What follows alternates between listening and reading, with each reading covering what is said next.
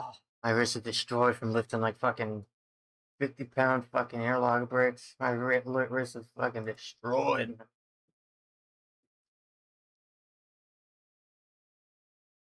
I could. I can't. What? I want to let me do my passkey. Tell recovery. What the fuck? Why is he trying to make use passkey? Yeah. Huh. Okay. Signing in. Signing in.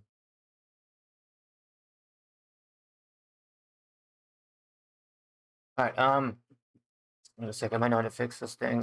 Ducks. Custom browser ducks. I go that this apply. Wait, and hopefully I just have to click that every time. Yeah. Hurry.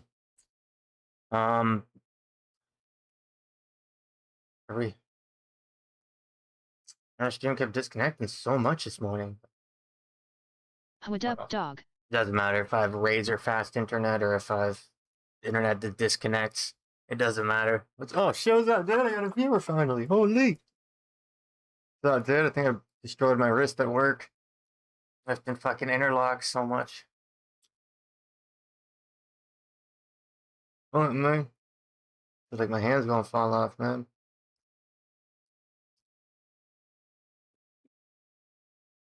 Yeah. Oh.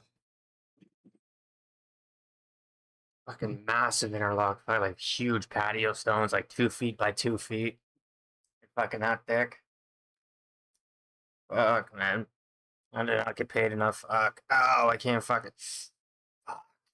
Yeah, I need to ask for fucking way more pay, dude, because I'm not fucking destroying my body while someone else gets fucking rich. I'm not destroying my body. What you doing for work, RN? I'm not destroying my body to make fucking someone else rich. Interlocking now.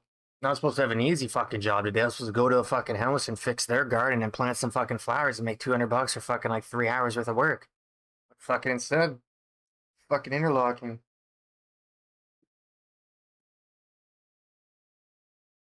God damn it, man. So fucking hyped for an easy fucking day. And my whole fucking wrist is fucking destroyed. I need to watch some YouTube while I smoke weed and catch up. Any good Runescape videos up?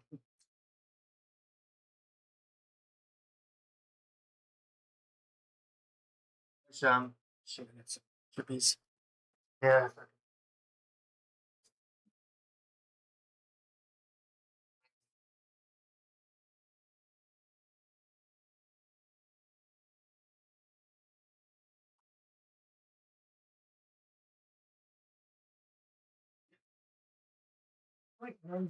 Gotta take what you can get, man. That was an all-time high unemployment rate, so you gotta take what you can get, man. Most people won't even pay a fucking minimum wage. Most people won't even pay half a minimum wage.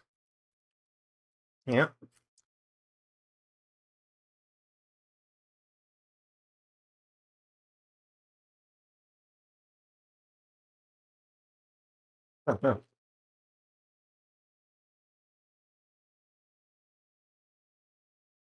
Soup.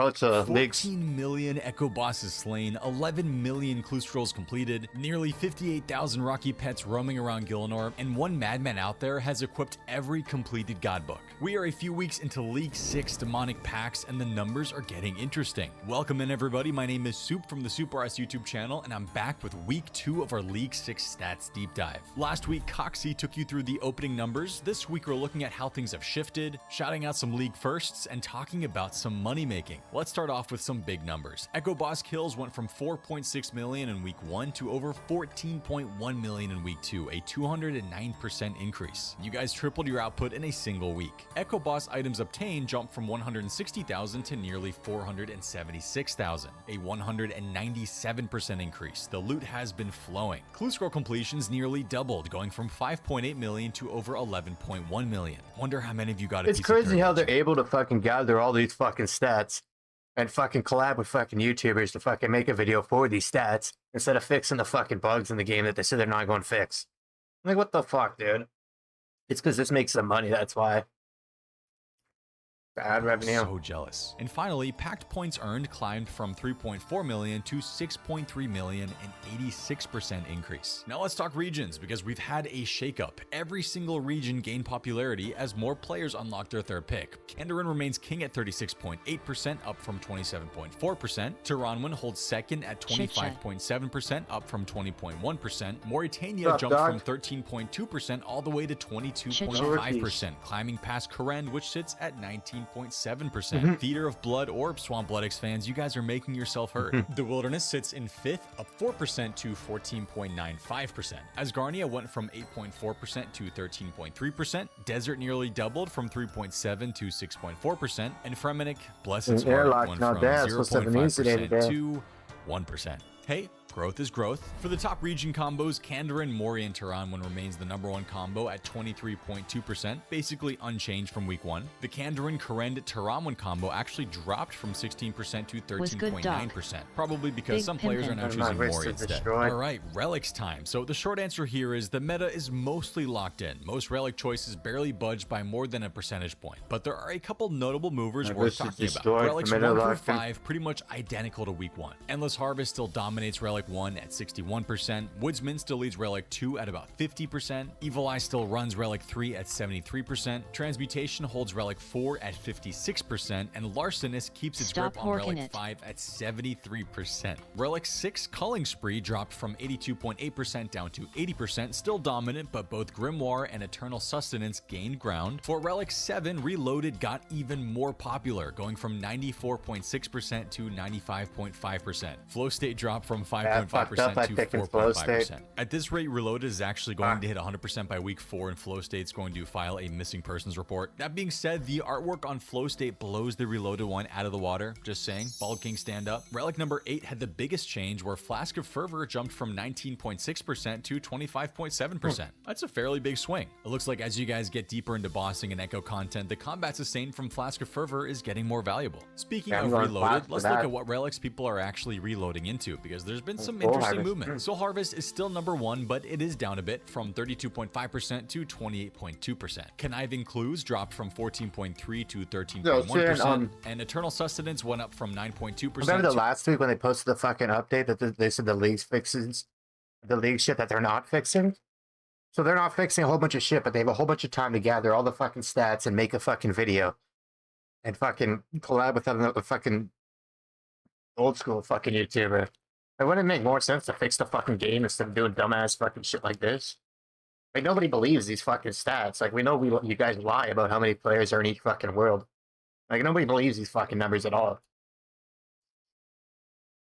9.7%. The biggest mover, Butler's Bell. It went from 6.9% to 9%. Shout out to all the butlers out there working 24/7. Went from 6.9%. Yeah, the fact that they're saying call it. Oh no, it's a reload. Okay, it's reloaded. To 9%. Shout out to all the butlers out there working 24/7 to make your life easier. On the other end, Evil Eye still only sits at about 0.2% for Reloaded. Bank Heist went from 3 people to 11, and Map of Alacrity also went from 2 people to 11. Those 22 players, I respect your energy. You guys are the pioneers, the trailblazers.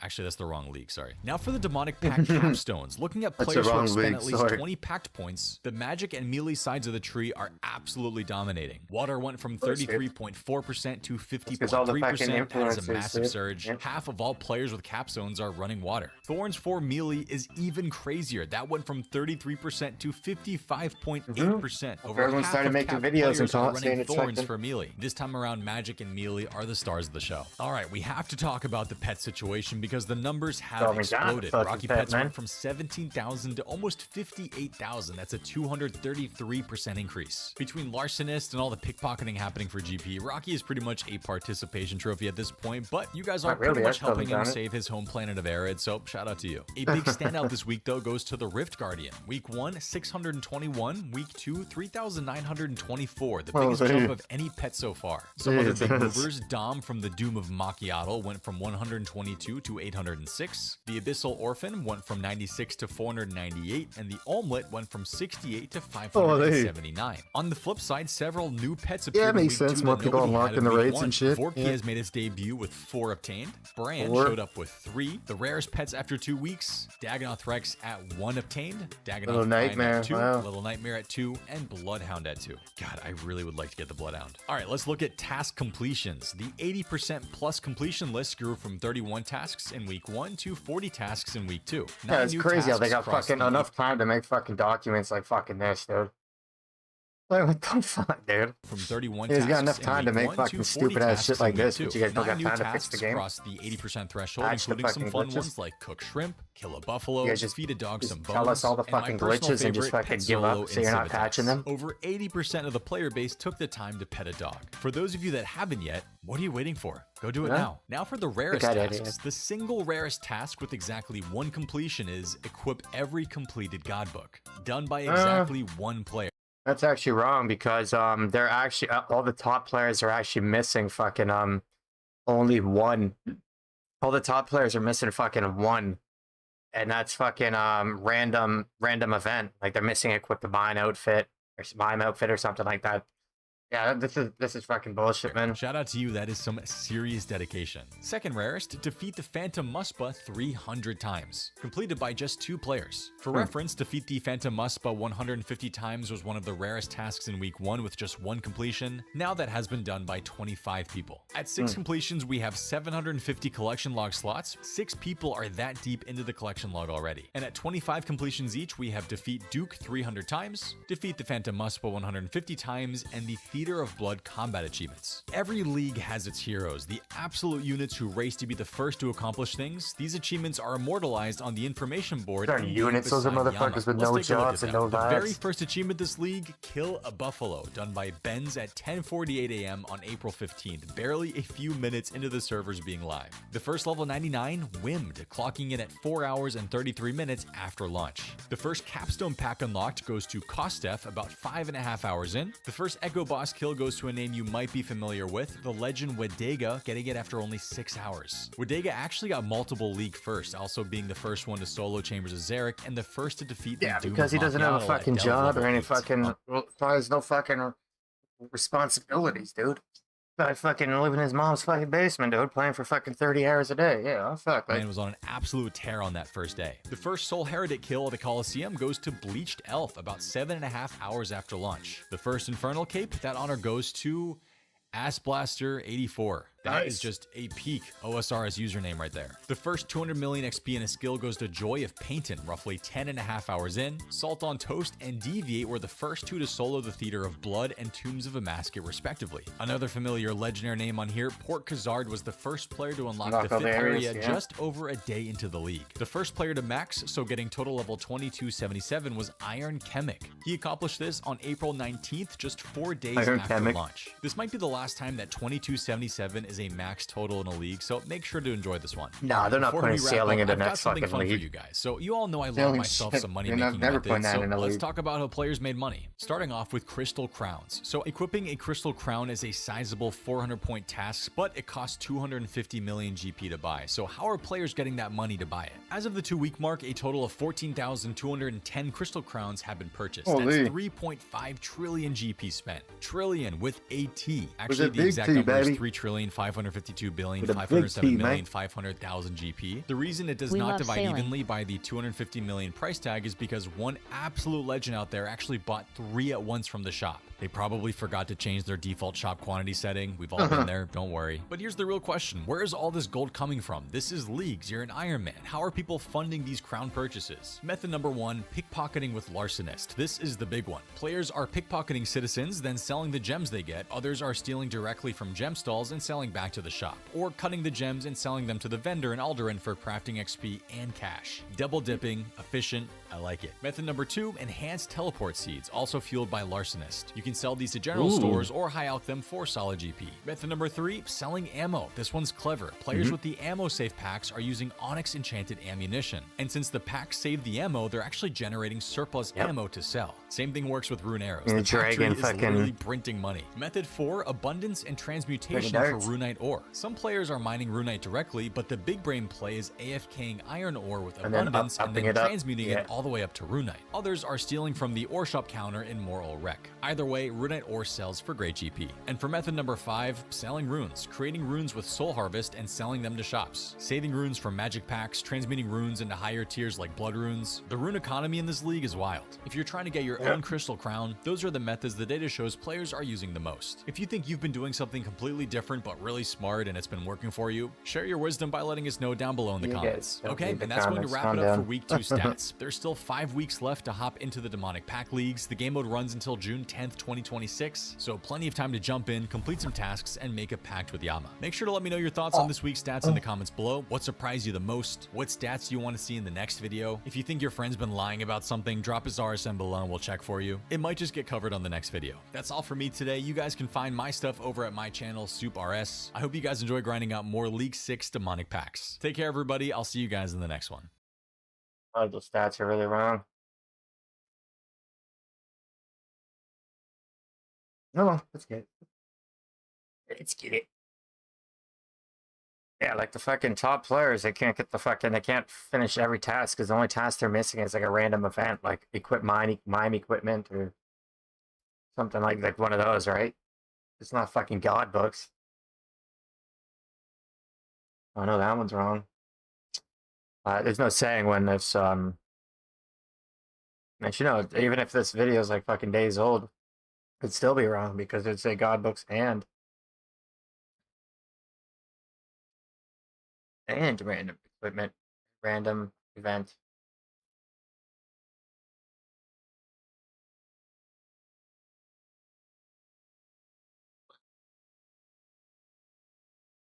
Man, oh man.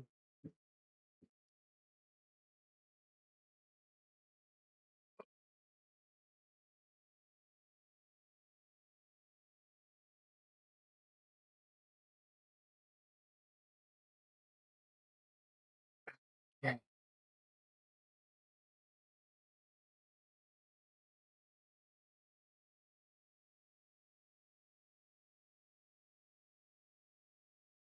Okay.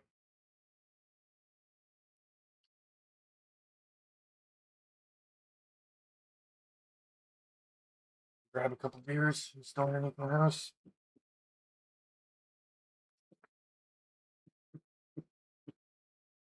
Oh.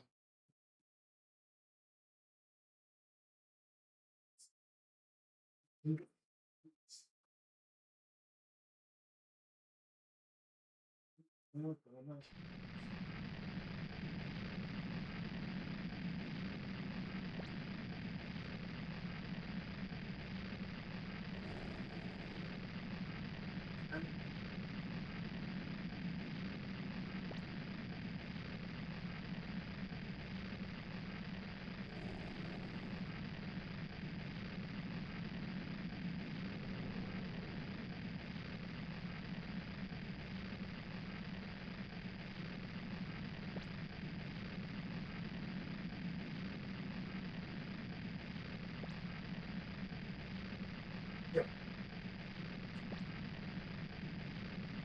Guys, we're back home, grab some shotguns just underneath my house. What was I doing? Oh yeah, I was doing trading in my thing.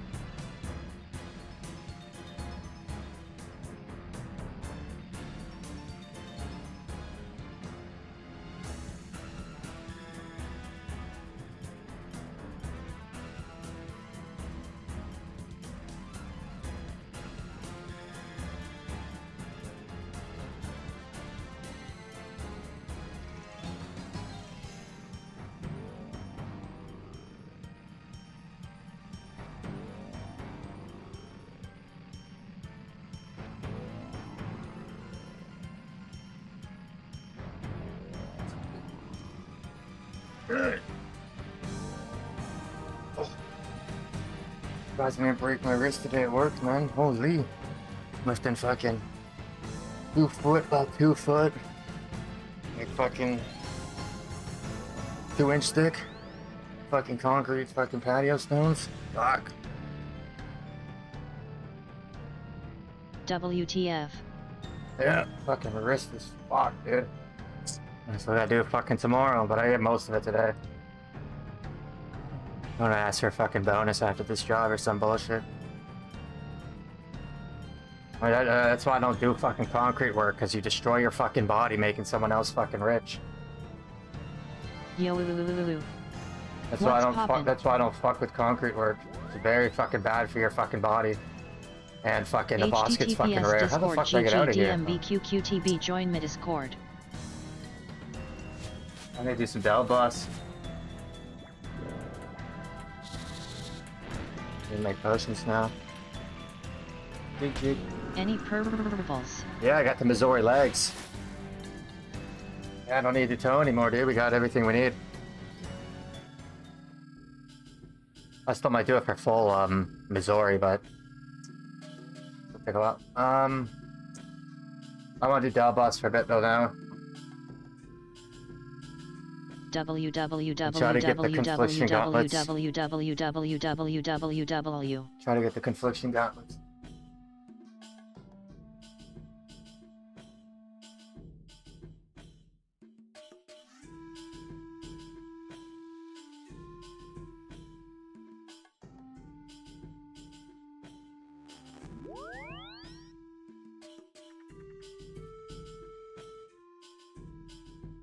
Cheers. That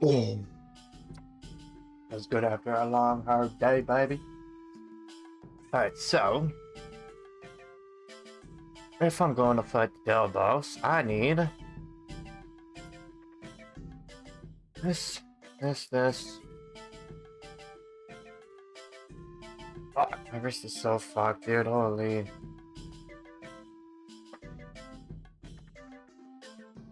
Runes.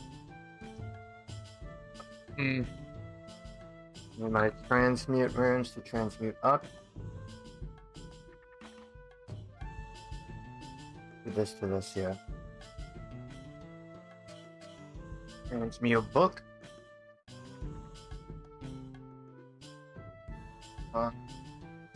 Those to laws of things, right? Oh no, that's wrong. Cosmic? Okay, then laws to those? Oh yeah, those to cosmic. Then laws to deaths.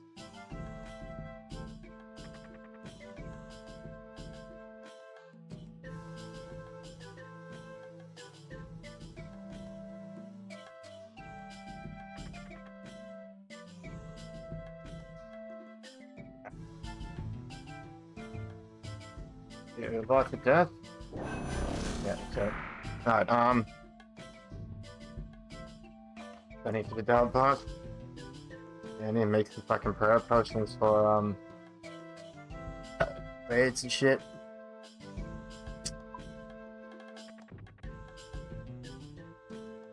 I need to get some fucking farmer levels.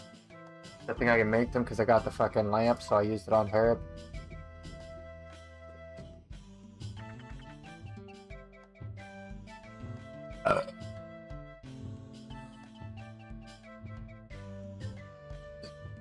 Prayer restore potion. Oh no, okay, 38, okay. Raynar weed and snake grass. I don't know how the fucking weed snake grass, but I got fucking Raynar. File.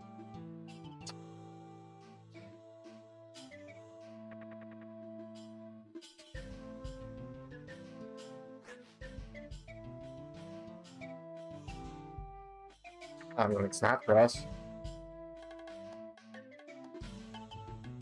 There's probably some boss that drops so we can pick it up somewhere. So I remember when they fear them. 3 tots. Can't find a way to snake grass.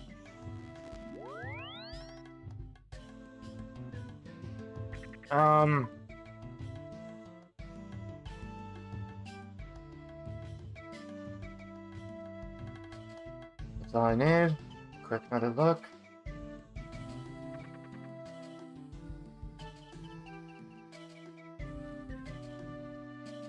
Yeah, looks pretty good. No. Alright, okay, I need my eye.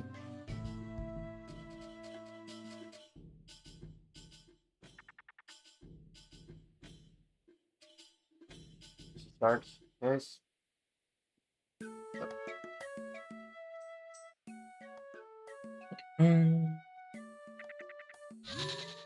Anything I get here is a nice upgrade. Pushing down would be fucking crazy though. Yeah, yeah. Get some more log with a bone.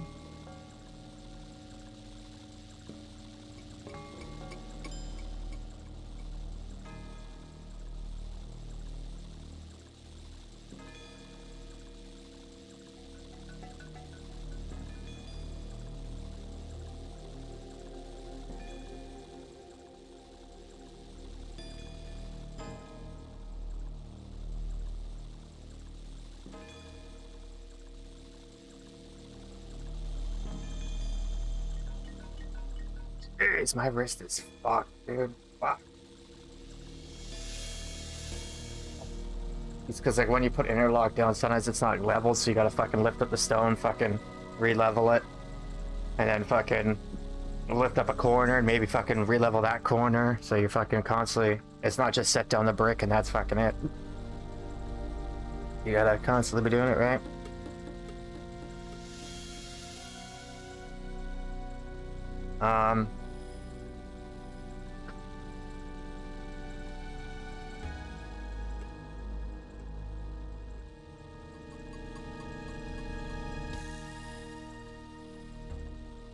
Big bong toke. Oh, this is very close to the job site. It's very close to my house. Like, I can fucking... Oh shit, the volume's pretty loud. I can get there in like fucking like 15 minutes at most. Or I can walk there in a half hour. Very close. That's a good thing about it.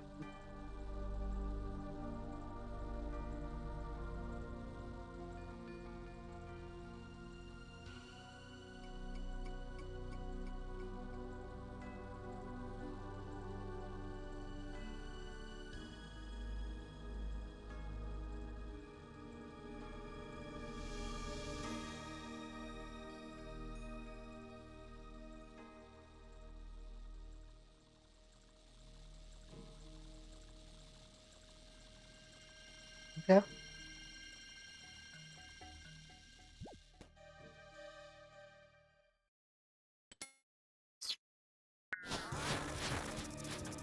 Fuck you.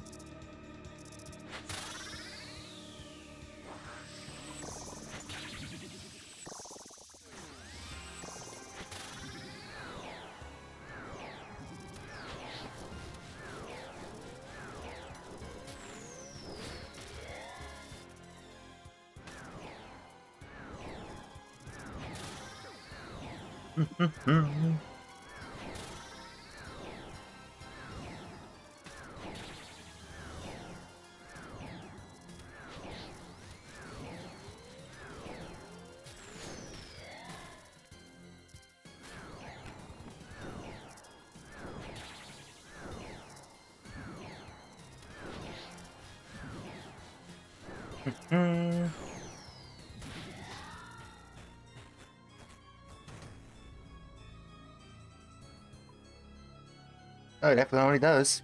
I got 99 fishing. I don't even fucking anything to do with fishing.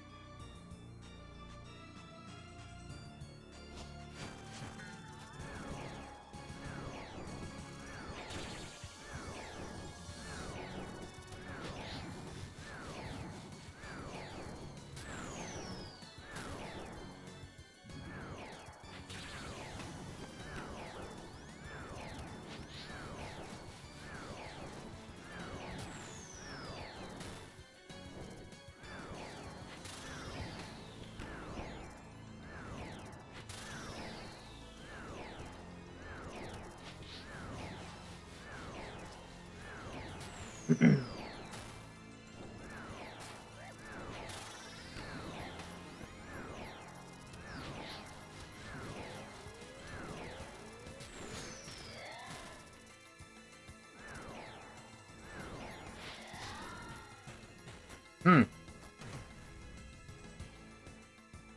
Takes forever without fucking Demon Band.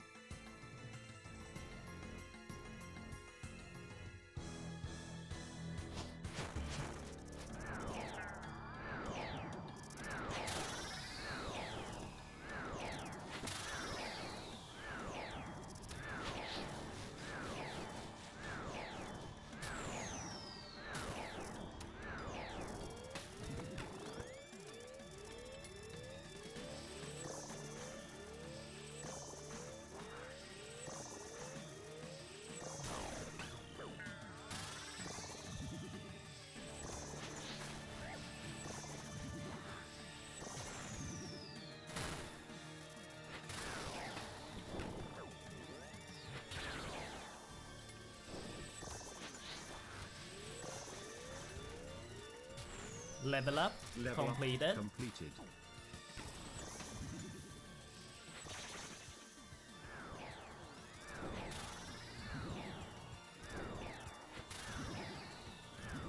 Hmm.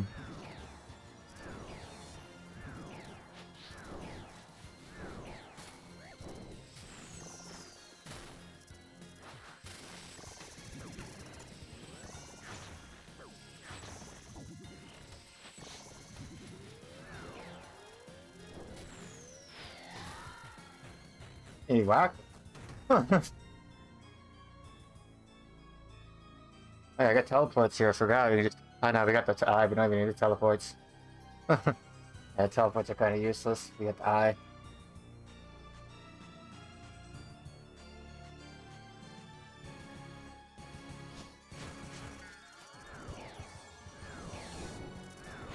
I know.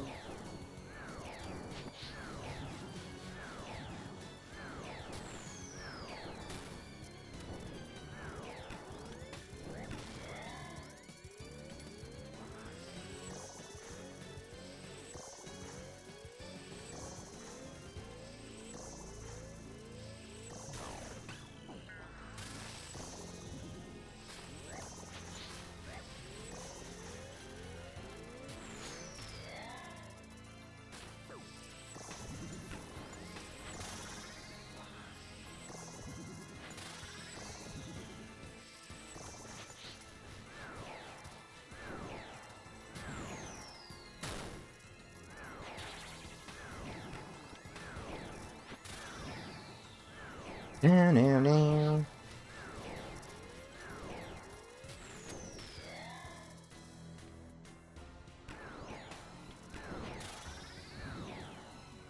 Yo, fucker!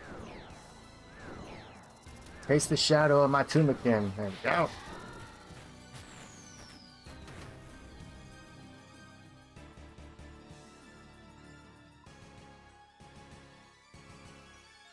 Alright.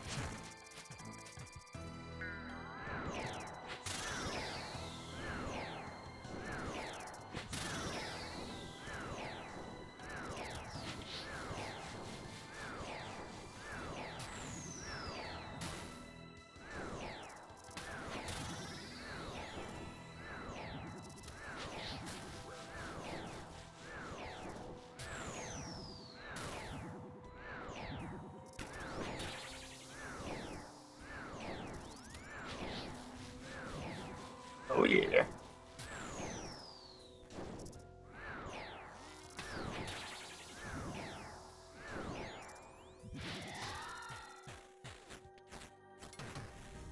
We're just farming. We ain't arming. We're just farming.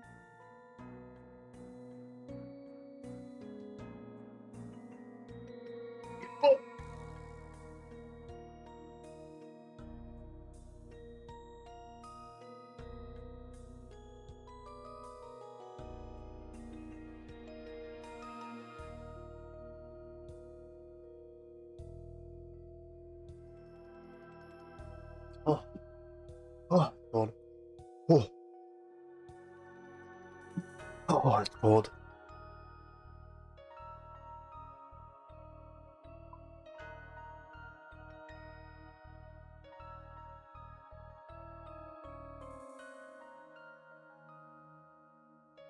Fuck, I waited too long. That's what's hitting me. I forgot.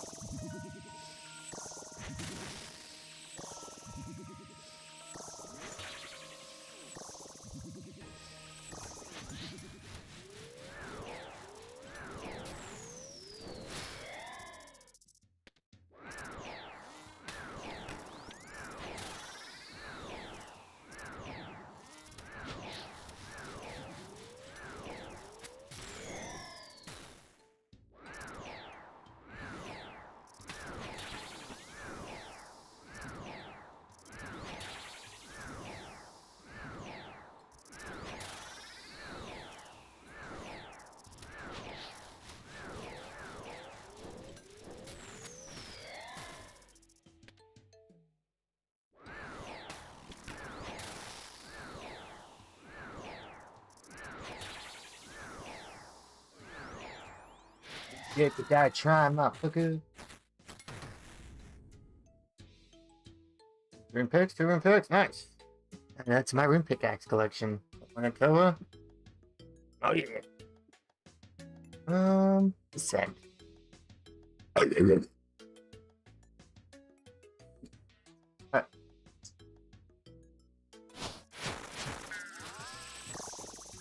We're gonna just stand for that way. Oh, no, it just goes down to. That doesn't go all the way down.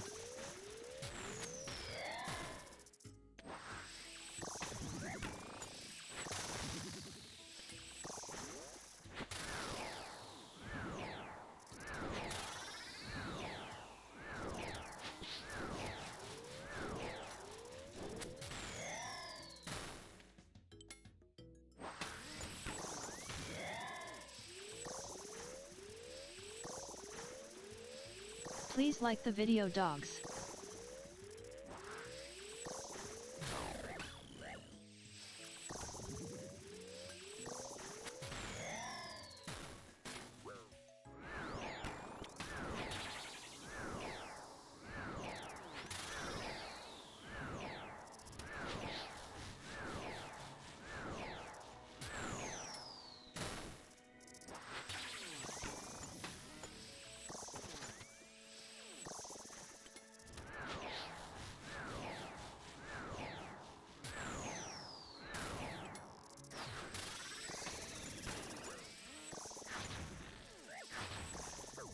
Oh, that doesn't hurt him, eh? Okay.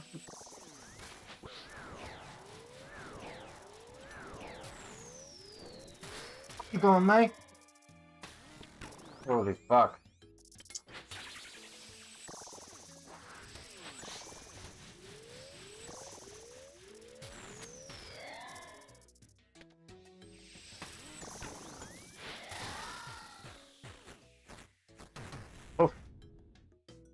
Jamba Juice. The Jamba Juice is live.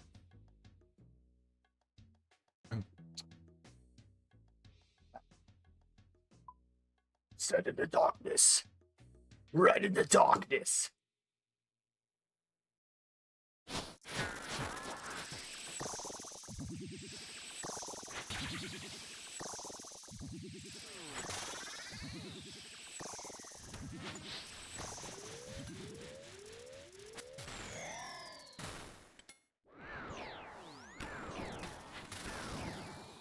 Broke the music again. We're all ready, I guess.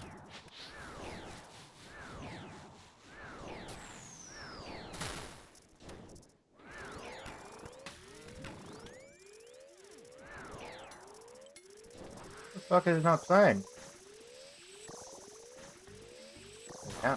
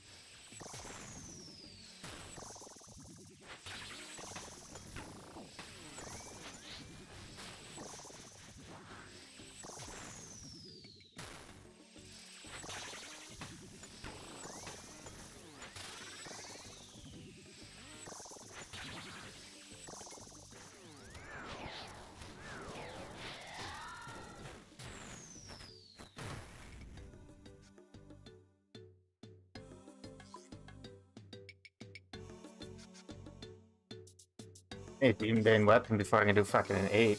It's gonna be fucking hell to do it without it.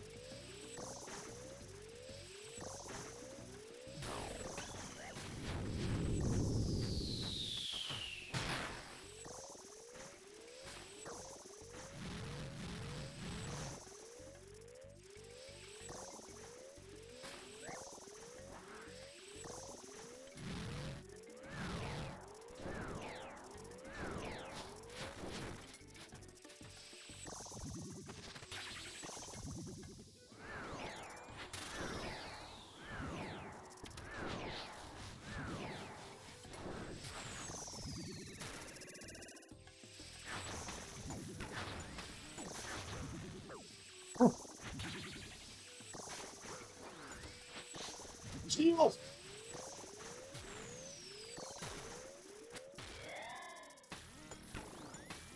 Oh shit, we're gonna die here, I think.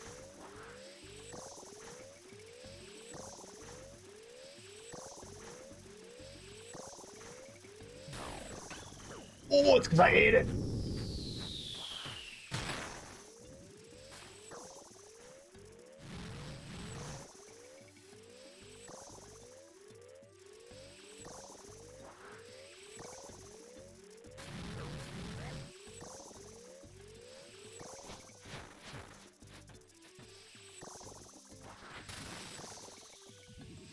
How that is.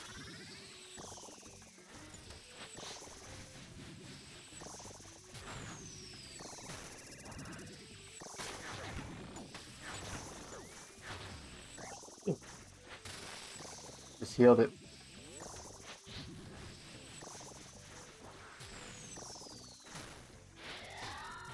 Takes so fucking long without Demon Bane.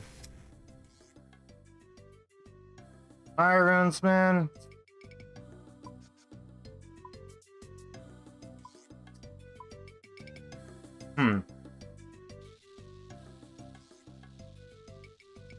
Fucking dumb.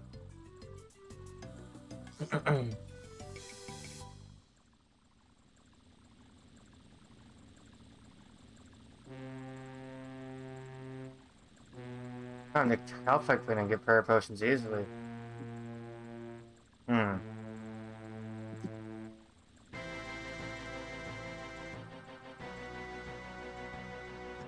This is Slayer. My Slayer. Oh, the demonic things. Yeah, do demonic goes. And the teleport to the fucking Ollie.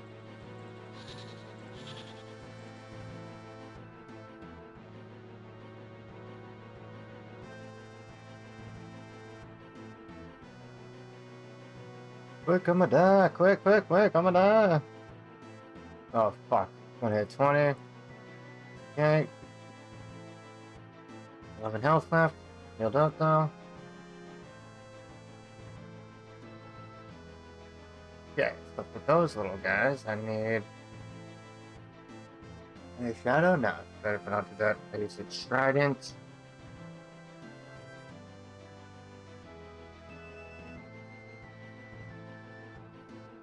My melee shit. Wait.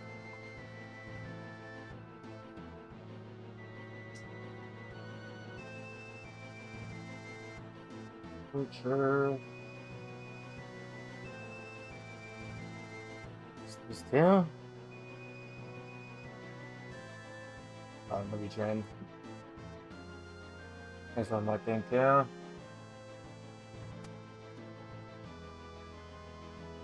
Oh, that's good.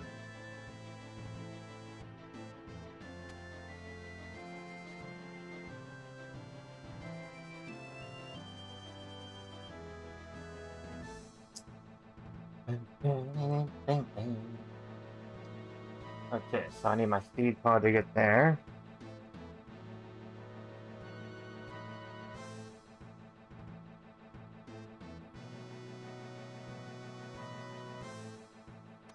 And there's a trick when you get a boss task, or when you do your tasks, so you get to 5. Or just set all your tasks to 5.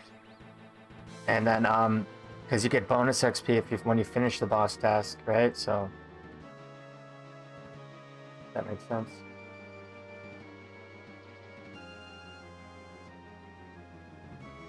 Oh well.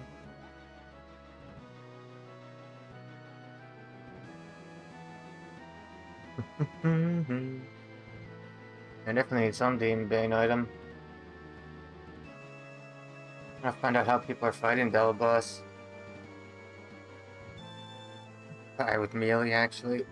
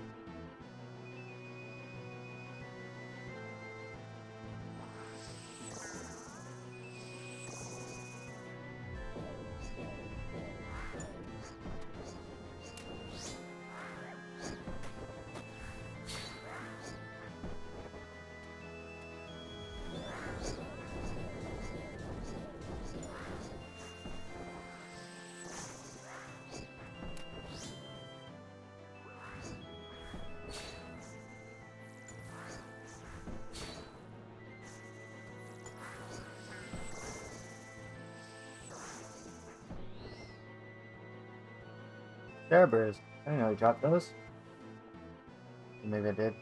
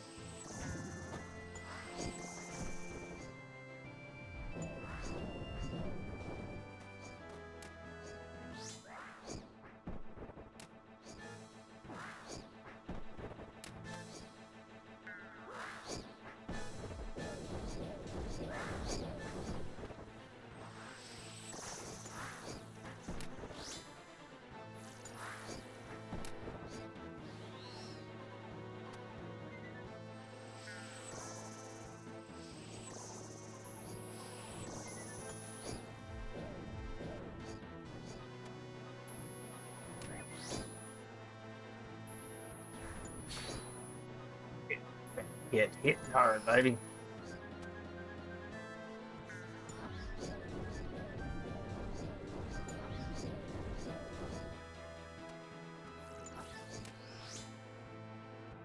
Come on, give daddy the Batista.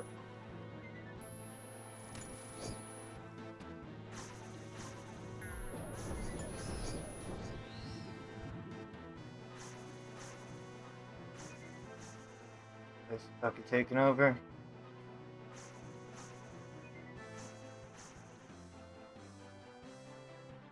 Oh, fuck, not down. Nope. Come on. This one. Yeah, baby. Yeah, baby.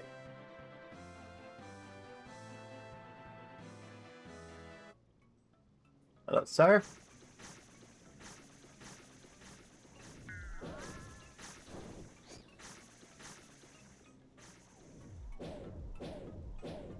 Who's the AFK?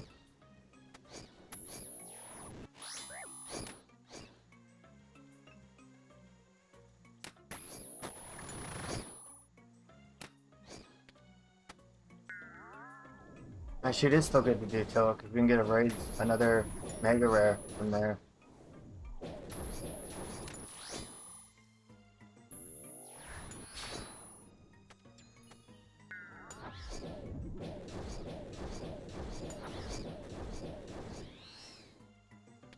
Got great penetration. I can probably just hit them with fucking.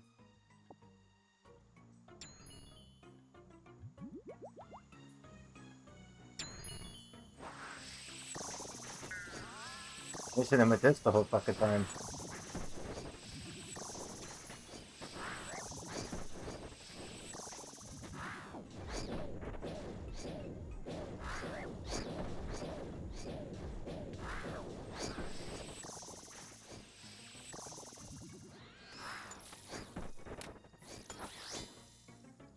Fucking. He is good. Won't be as fast, I don't think.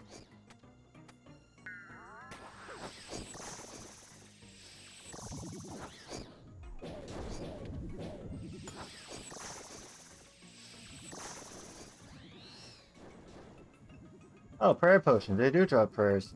They drop prayer and Cerberus? Hell yeah, dude.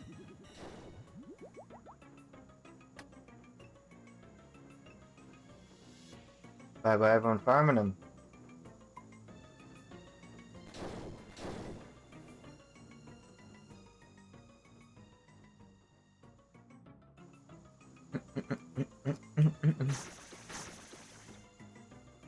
So fucking many over here. Let's find one over here. Come on, man.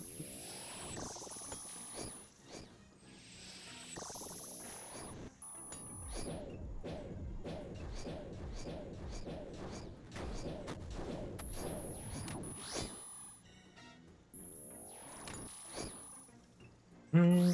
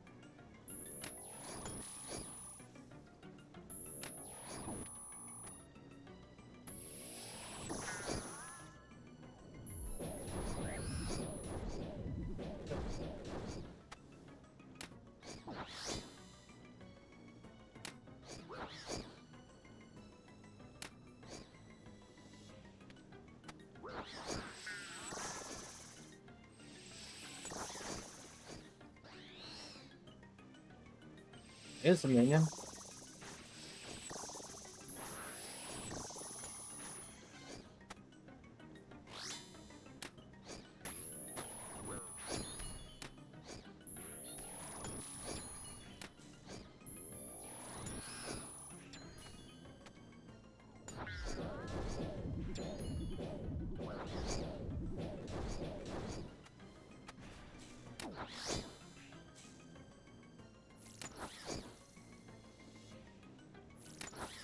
Hmm.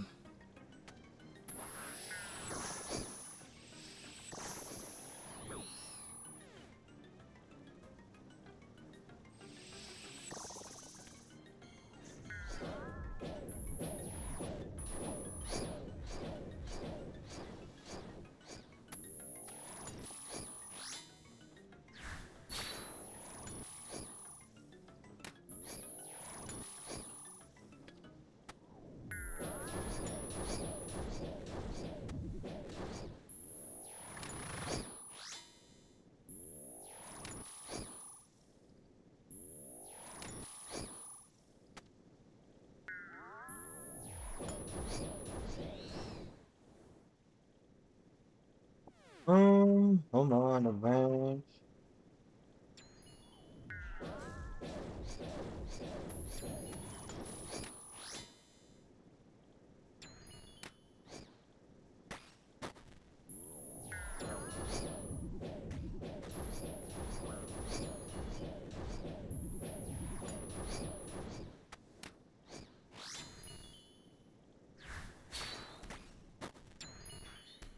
Yo. What's up, dog? Shit, you're on early. Holy. Damn, you're on early, dog. Shit.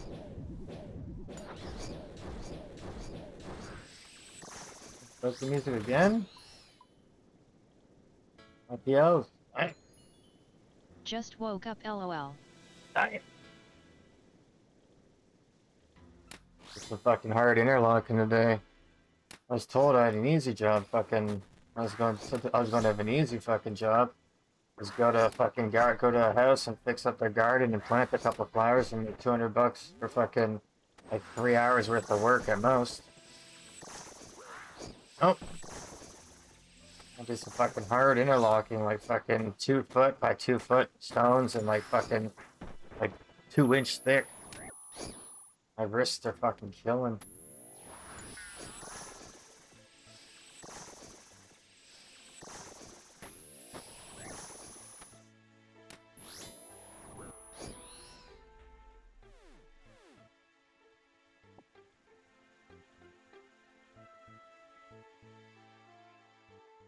Alright, one more, then I'll go to Toe and try to get another Mega Rare or more,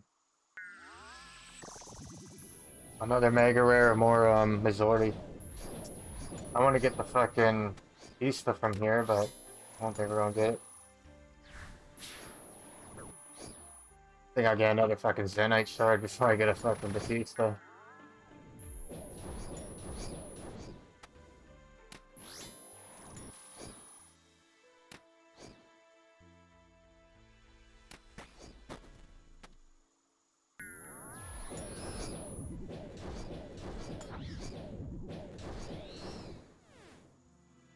Let's even Peruse and Prayer here. That's actually good.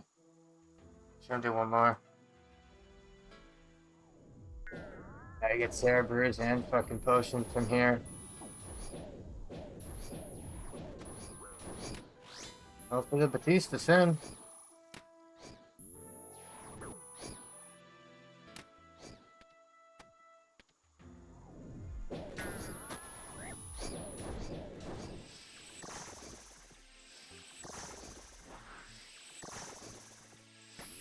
Yeah.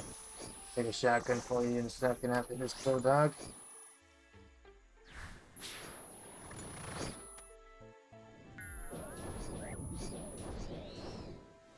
Damn.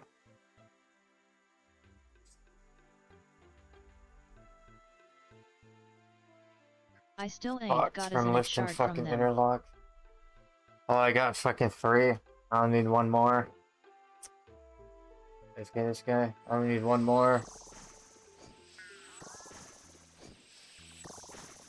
Yeah. Don't attack him, man. Hit him.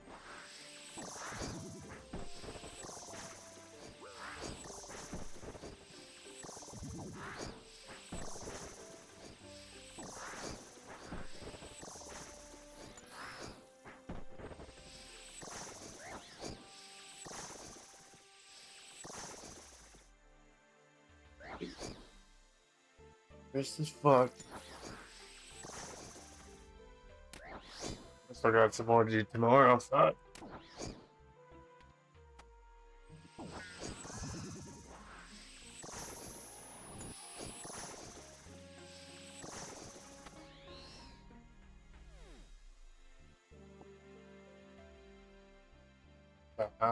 Gotta do some toes. Gotta do some 500 toes. Gotta get some more Missouri pieces. We're not getting the Batista. Or whatever the fucking action for loading a Batista is.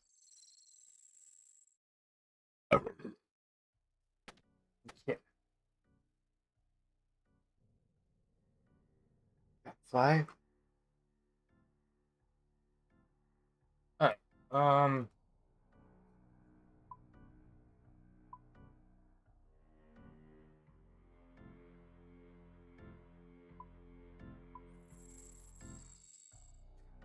This ties work in the main game, but not in this game, man.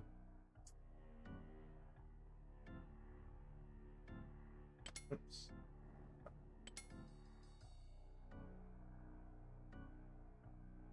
Damn, it's generated so much. Holy shit, I put like 100 in it. Now it's at 2,800. Fuck yeah. Yeah, I got Missouri legs yesterday.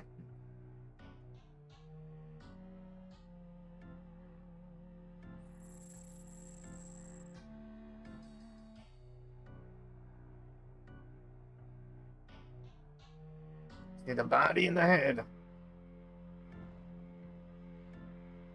Oh, fuck, there's stones in my fucking scalp. Little stones. You know when you go to the beach and you're fucking putting your hands through your fucking hair and you feel like fucking stones on your fucking scalp? I got that from fucking interlocking.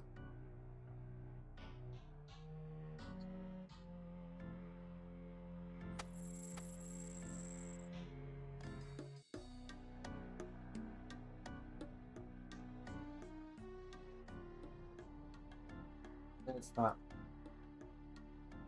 I'm lost to this. Just give me a second here.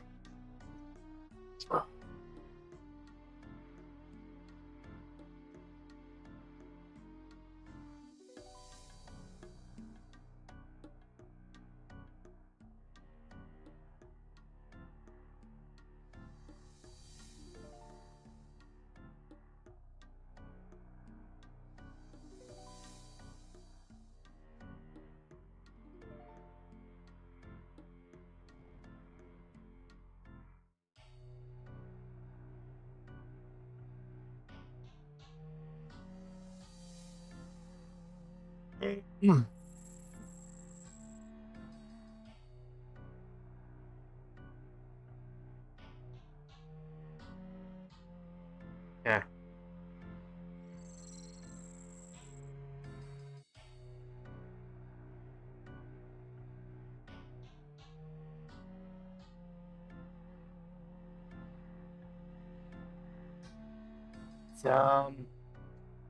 Oh, good.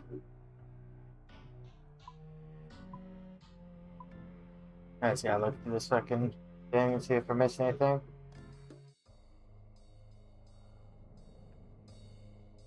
Oh, DDS. That's Dude, my important. son says some funny shit. Yeah, they be hearing a lot of shit and they be repeating it, dude. They're like little sponges, Doc. Yep. Yeah, little sponges, dude. You gotta watch what shit they say around them, dude. That's gonna be fucking repeating it. Can't say anal too loud around them. Yeah. They'll start fucking repeating it. Anal, anal, anal. Oh, Billy, why are you saying anal in class? I heard my daddy say it. I heard my daddy ask my mommy for it. Yeah, you gotta watch out, dude. Sponges. He went and looked in the freezer cause he was hungry and comes in the bedroom and says, "Dad, I'm tired of looking in the freezer and only finding common loot."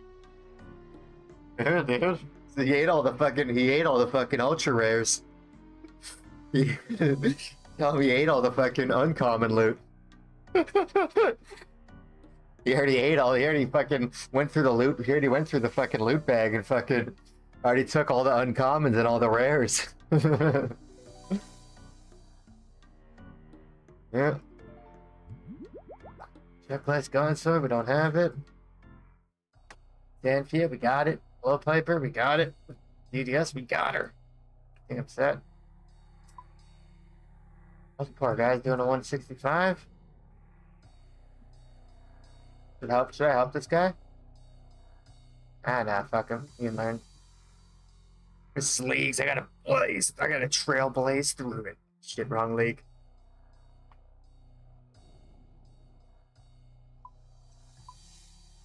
I could actually probably do 700, actually, to be honest. I think I'll do another 500, then attempt to 700. Because I got 3 lives on, right? So. I'm pretty sure I can do a 700, but if I get another pair, this is my back-to-back, this is my back-to-back, right? So. Might as well do this one.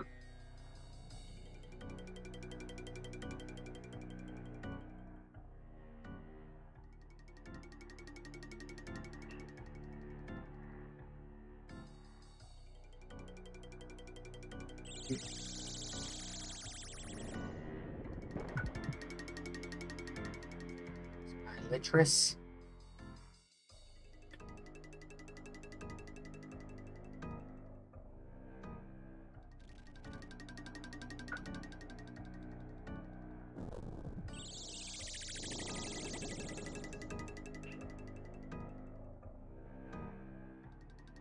I tell your son to get a job and try to go to the grocery store himself. See how many fucking paychecks he needs to fucking fill his cart with fucking groceries. See how many fucking $100s that's gonna cost you to fill your cart with fucking groceries. Tell him to fuck off and get a job. I know, give him $5 and tell him to go. No, give him $5 and tell him to go to the grocery store and come back with some dinner for himself. Watch him come back empty-handed, or with a fucking soda or something really small.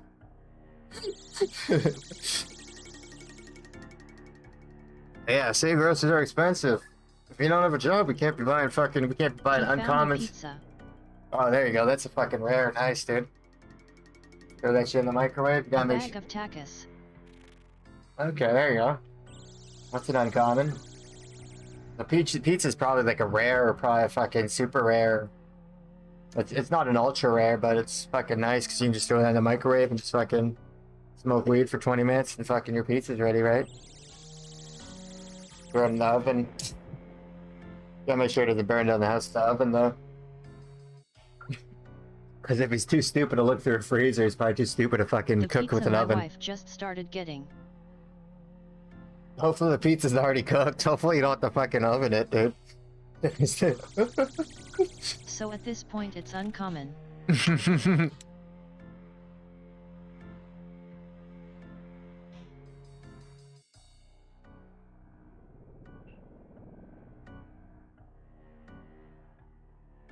Yeah.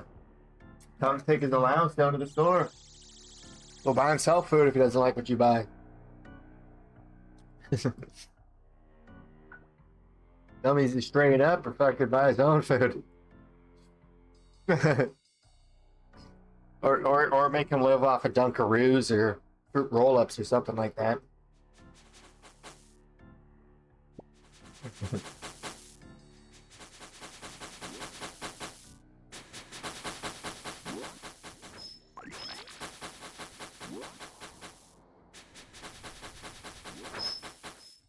Dunkaroos. I wonder if those are still around, dude. Little kangaroos, you're dumping like fucking like ice, kind of like a sugar fucking coat, sugar-filled fucking icing. It's like in a blue container. Dunkaroos. Heal.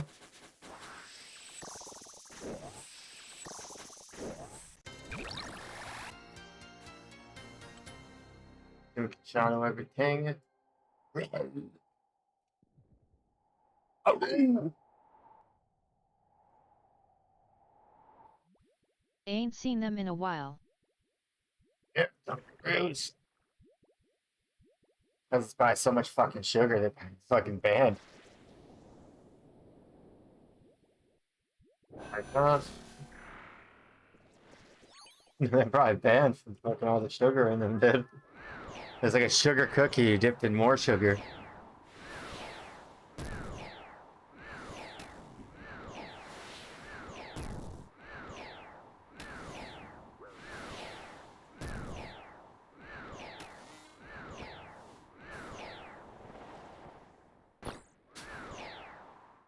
Nice and easy.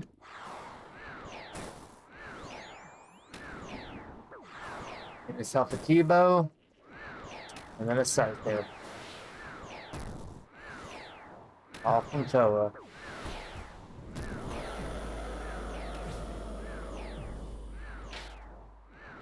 And some Missouri on the way.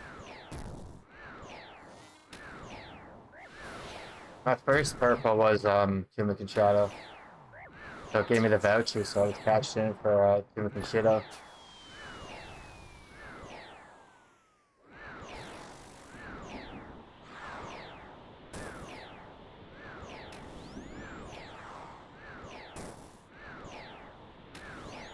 League task completed.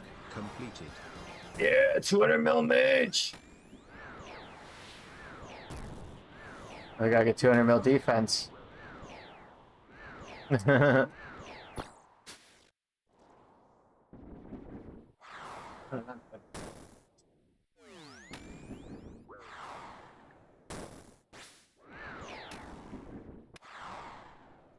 Last night Mispo was glitching out and looked like he was shooting me out of his ass.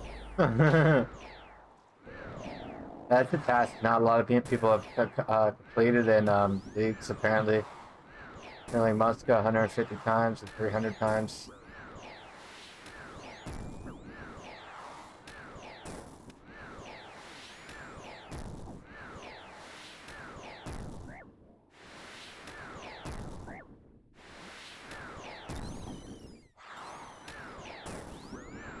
You're done, bud. You're done, bud. You're done. I need to make a Venator bow. I need to get myself a bow for the boulders here. Get my ass a bow. I don't like two-shotting them with the blowpipe. I like to one-shot them with the fucking bofa in the main game.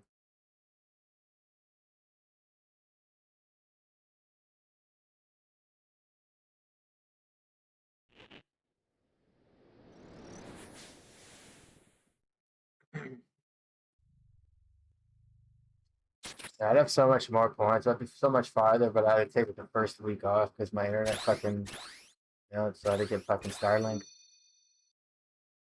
So much fucking farther, but oh well, catching up. It's good. It's 2 months long, anyways. I'll probably be playing the fucking whole game for the whole 2 months, anyways. I'll probably be so shitty at the actual main game when I get back to fucking playing the main game because I'll be used to this Tunic and Shadow fully automatic, right? I won't be used to my fucking normal Tunic and Shadow.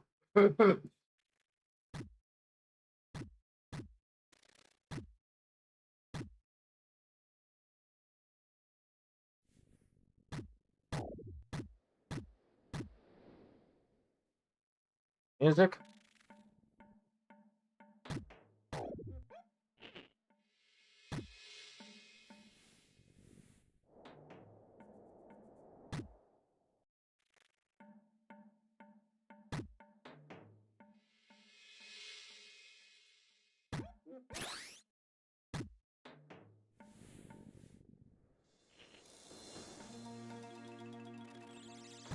Oh, come on. I thought that was going flick. Bro, come on, dude. Like, Have you not grinded Gauntlet yet? no, I don't even have that area unlocked, dude. I'm not even unlocking that area, I don't think, dude. Or is it locked? Next area I'm unlocking is Cox, I think. Cox or Tobe. I can definitely solo Tobe. Easily. Probably Cox. I'll probably do Cox just so I can fucking learn Ohm's head movement so I can be better at that in the main game.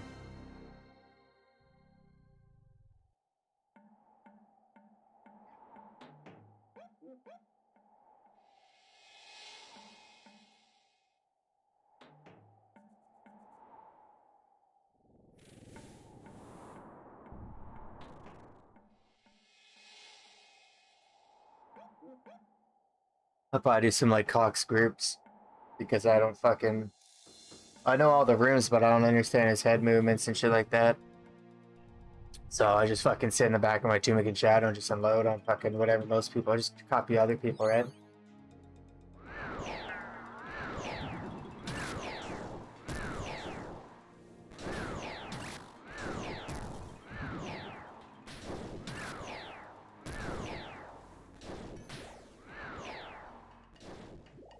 Never done Cox.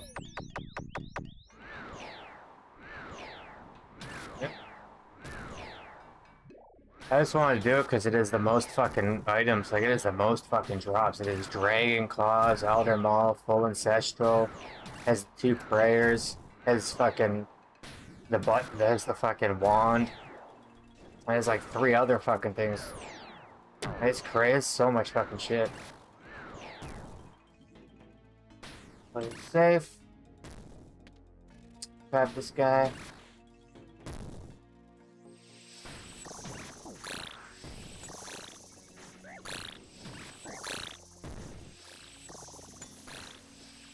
No.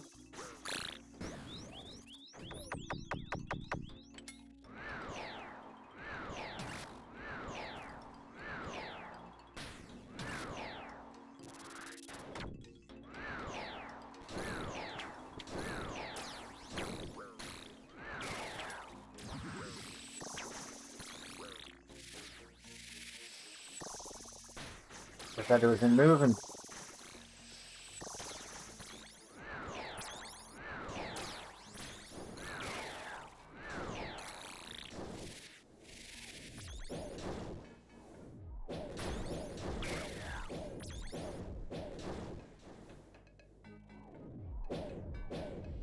Ooh, close.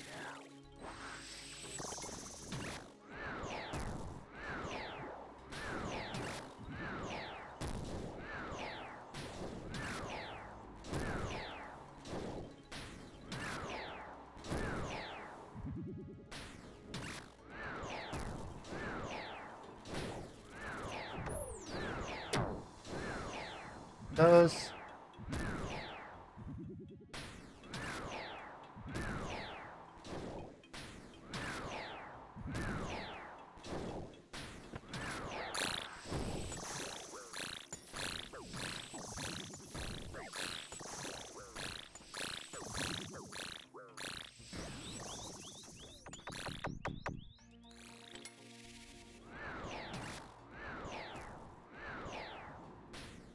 Hit, baby.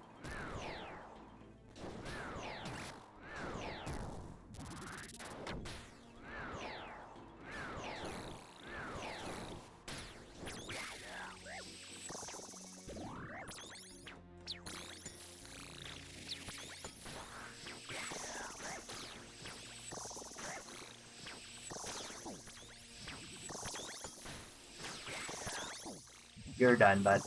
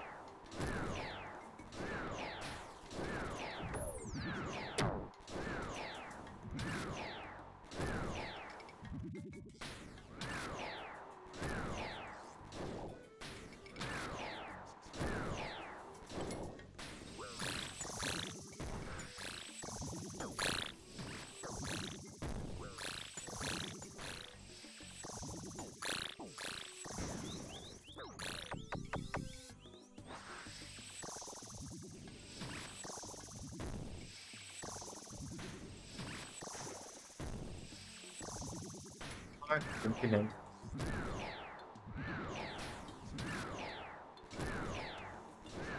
Damn, 54, 44. That's why with Timothy instead of Fang. Fang hits every time, but this can hit fucking crazy ass fucking numbers, like back to back to back to back to back.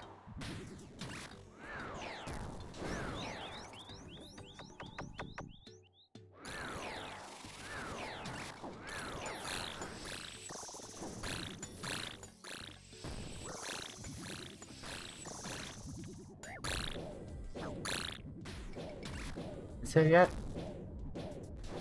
Nope.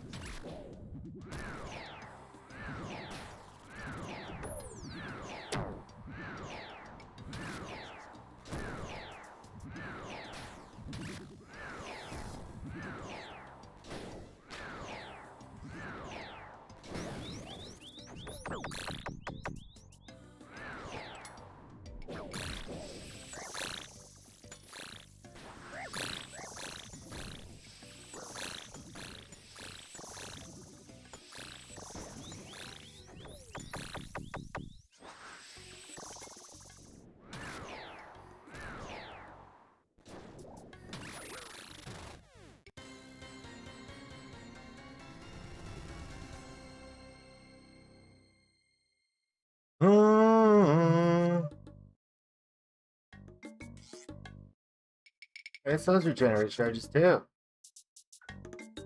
Huh.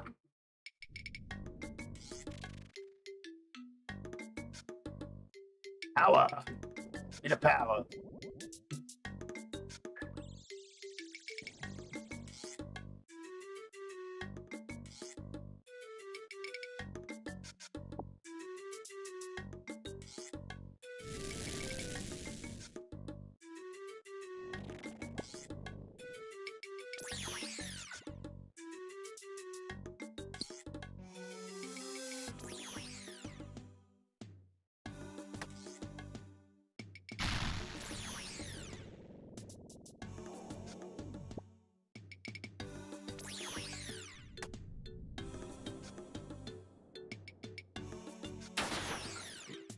From Corey, time of the green arrows. Pretty sure it's Corey.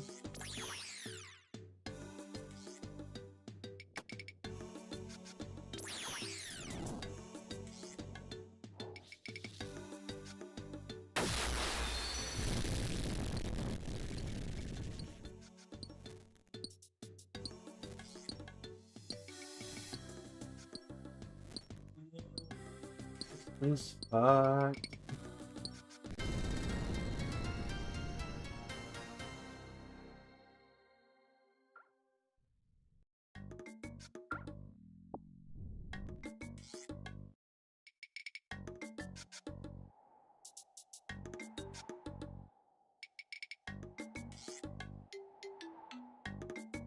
Okay, shit, it's gonna melt in here. Smelly salts, best kind of salts are salty and smell. Smelling salts, smell them all.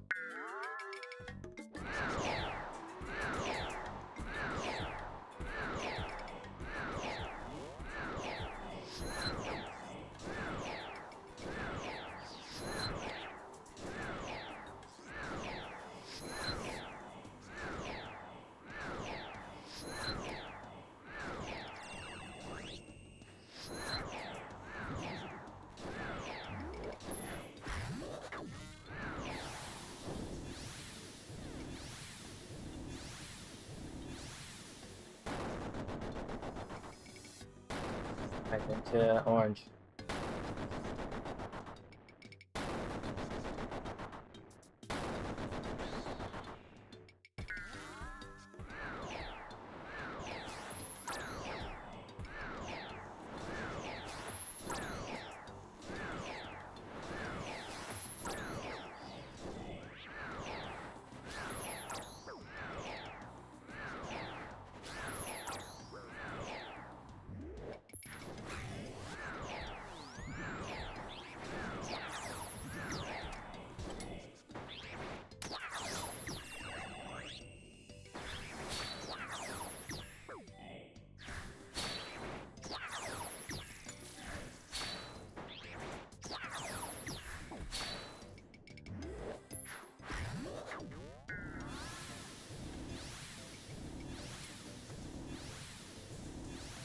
So wipe them back.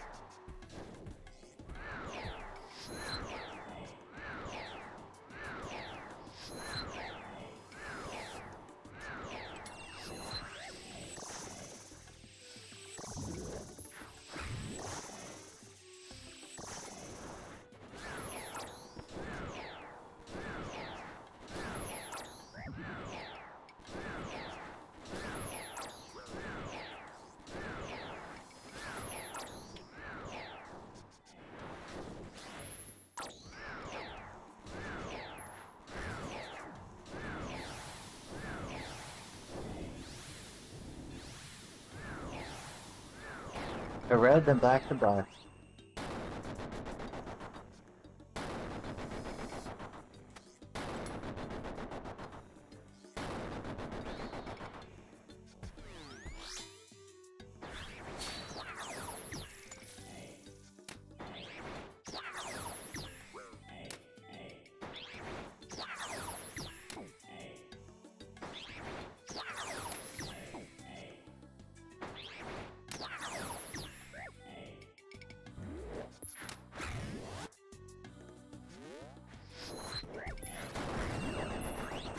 The dreaded come phase. The phase that can make or break your run.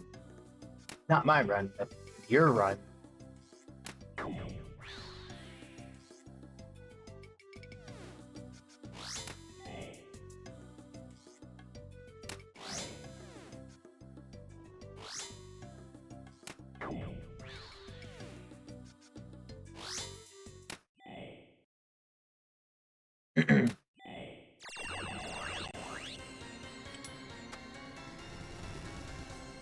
You dodge cum like you're at a porn convention. Yeah. Yeah.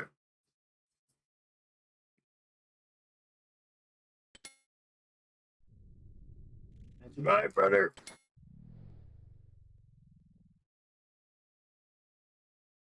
You got that right there, bro. You got it right there, Dave.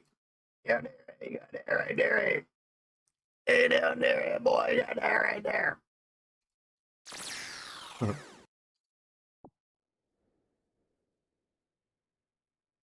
There's Limp there. Mm-hmm.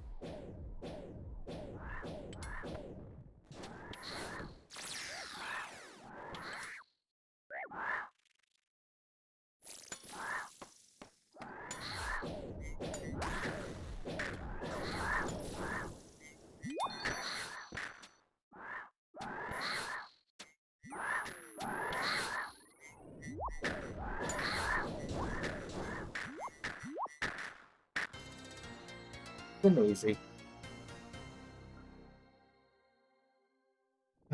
Look like these rocks.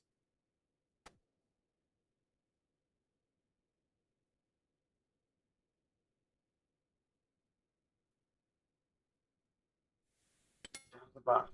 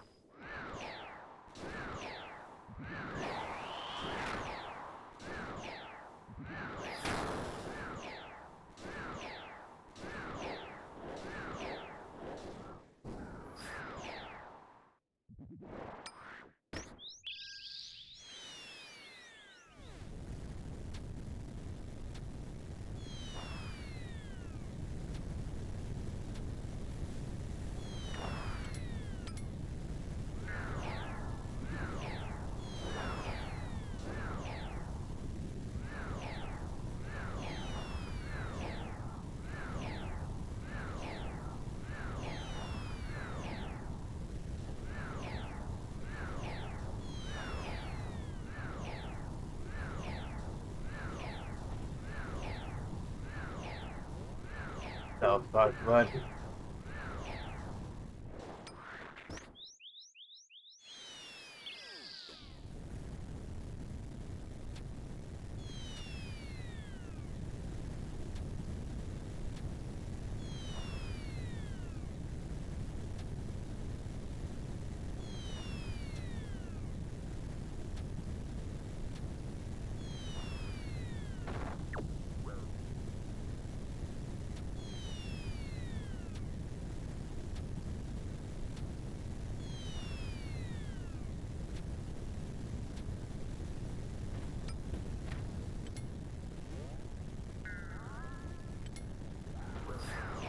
That's alright. That spawns.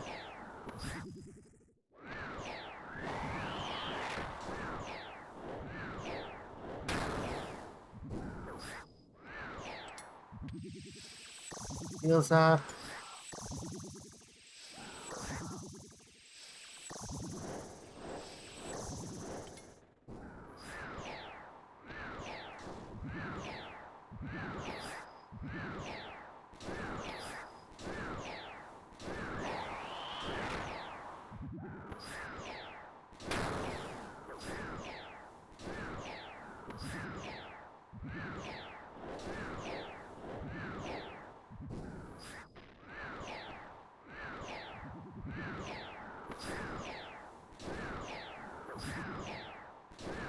Nice. No bad burns at all. Nice. Now the easy part. Now the very easy part. Should I say actually? You're done, bud. You're done, bud. You're done, bud.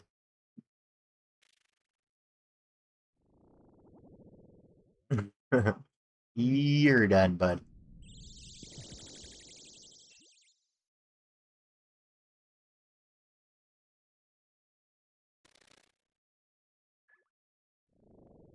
I didn't even use my salt for Baba. I didn't even use my salty.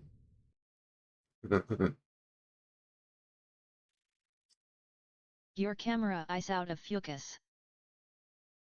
You're out of focus, bud.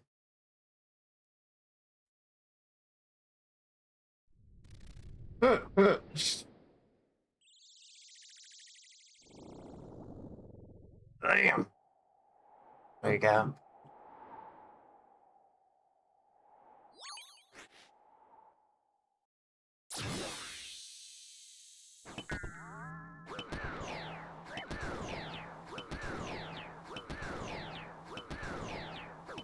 Purple incoming. Yeah, hopefully the back-to-back, baby.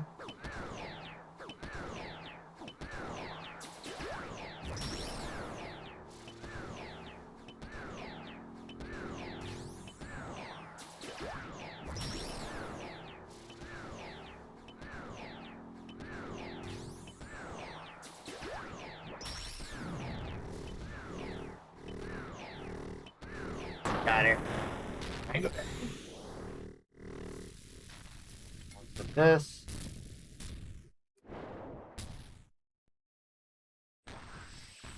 Nice. Yeah. And shadow his ass.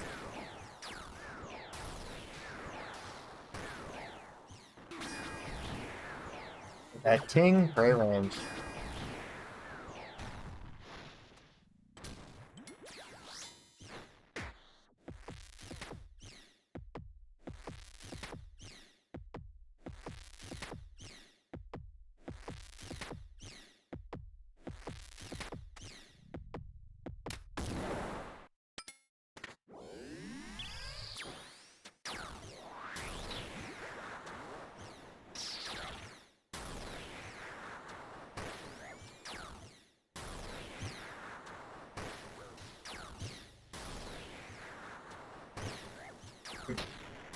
Yeah, the Missouri dress.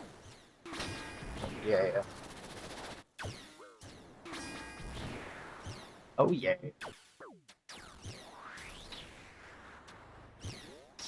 Can I some my Missouri?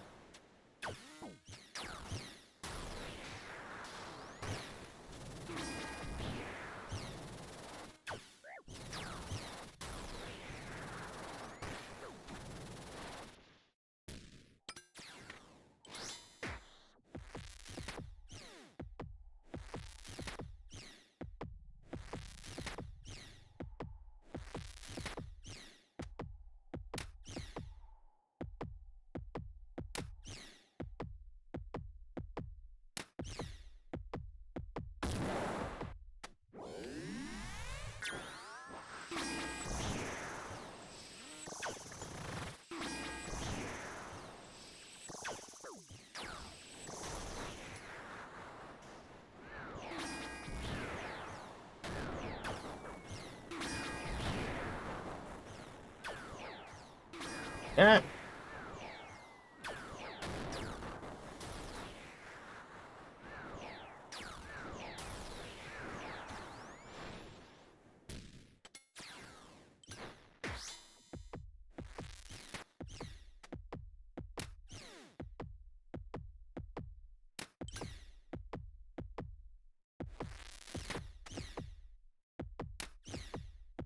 Alright, 2 more hits. And there we go.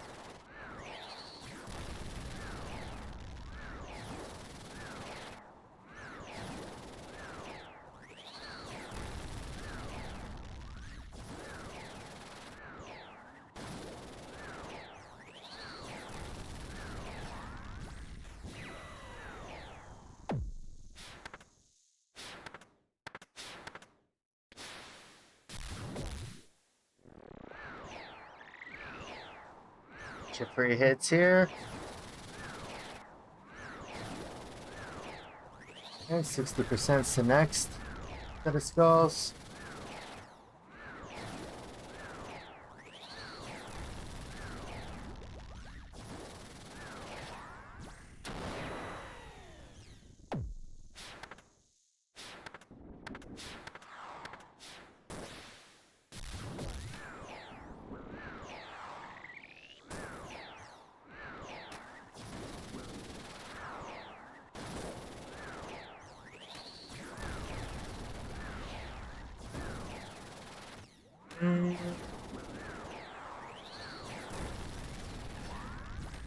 Yeah.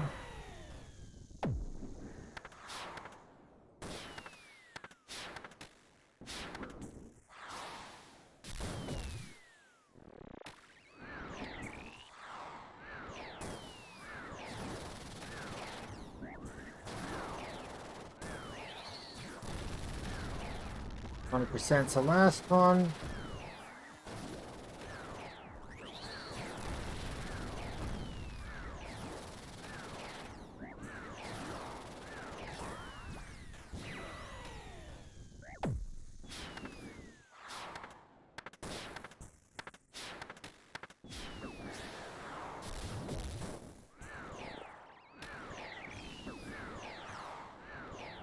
Here we go.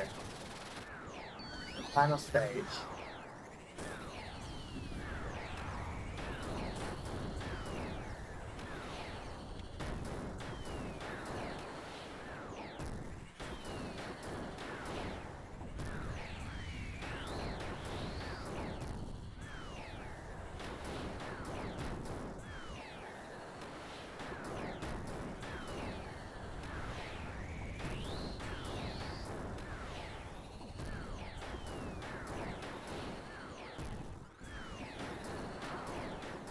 Oh, BDC. I am. Just said with DC too at the same time. Man.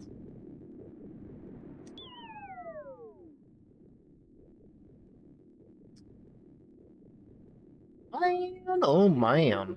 What's in the box, chat? Let's go. What do you guys think's in the box? Sick. Fentanyl. Yeah, I'm not trying to suck your dick, bro. I'm just too fucked up on fentanyl. alright. I'm just peeking right now on fentanyl. Just give me a second here, bro. Yeah, you can see how high I am. You can just see by my fucking head. Above my head, right? Fucking globe.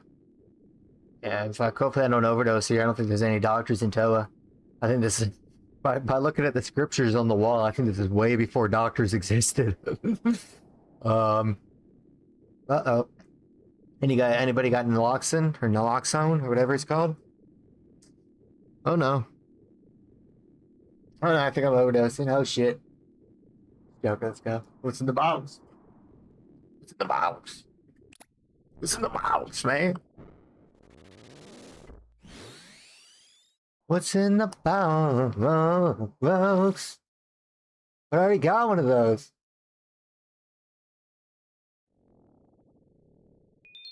I already got one of those. But I don't need another one. I already got one of those. Well, you never know if you need a backup. You never know if you get... Are they alcohol? Oh, $3 million. Oh, okay. That's not bad, I guess.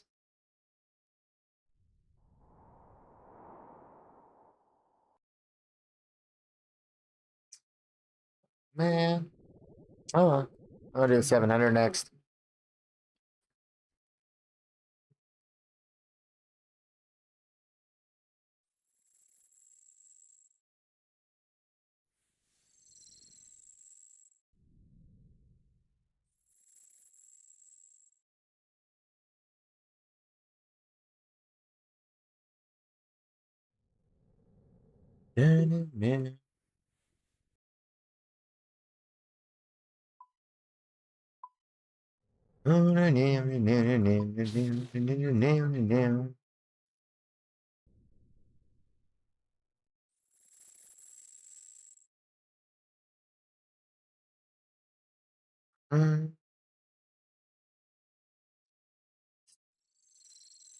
Music, of course.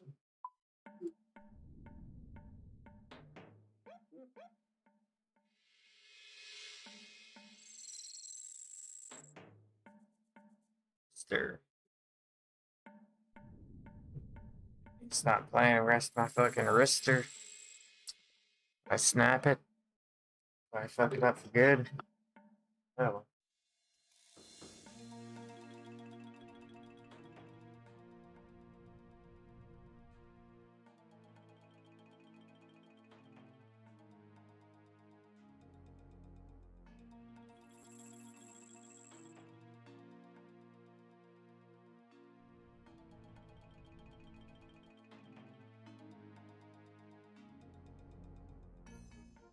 Should I get Twisted Bow or Shadow?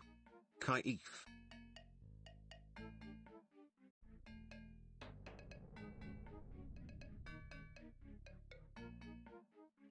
Shadow, then farm another Mega Rage voucher. Shadow fast as fuck if you got pacts.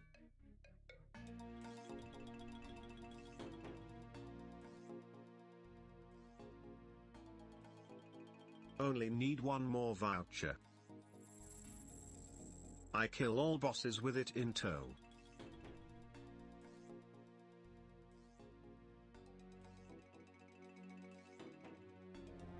Tormented.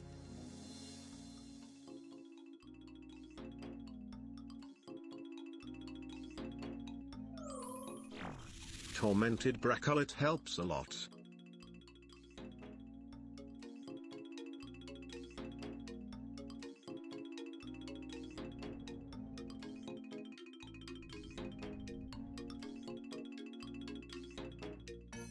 My fucking neighbor.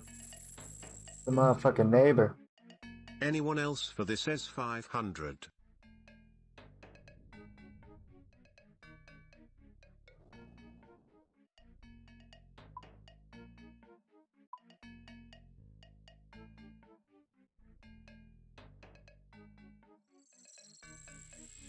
Welcome back Yin. GZ on the Mega.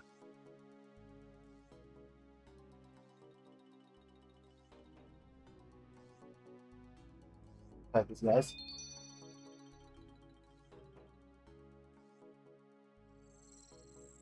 Um.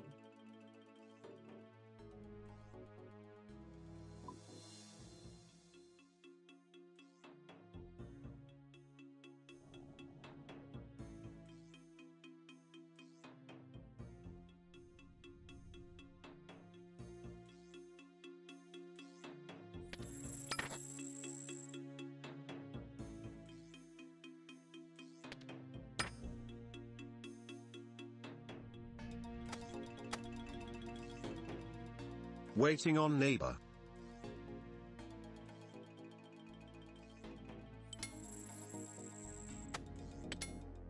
Goddamn neighbors. Come with us Yin. One more. Yuh. Yuh. I don't know man. Yeah. Was gonna go finish that TDS task. The train is leaving. Only good neighbor is a dead neighbor. One more Yin. Cross. Whoa whoa cross.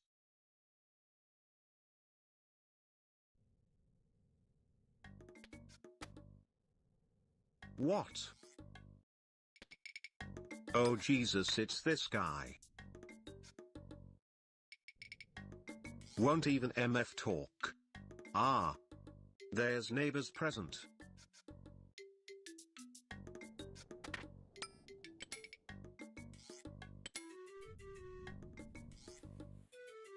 Goodbye my sweet prince. Heart best of luck.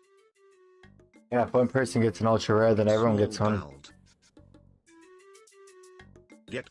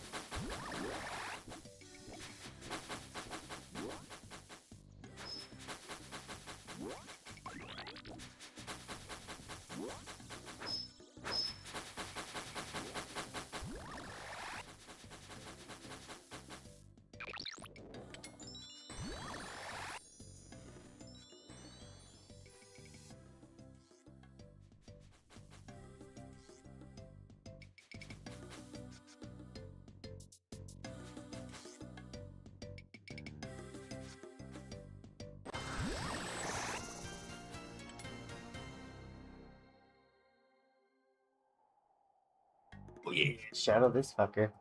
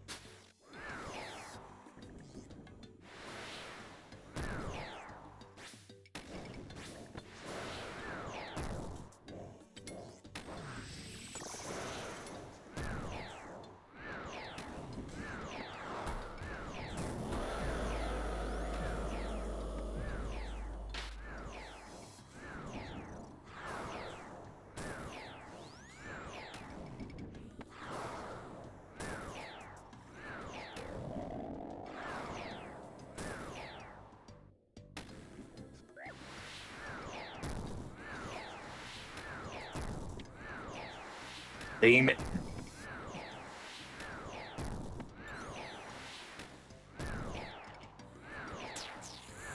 I'm gonna get so many fucking points from fucking thinging it. It's alright if anyone gets an ultra rare, then everyone gets an ultra rare apparently.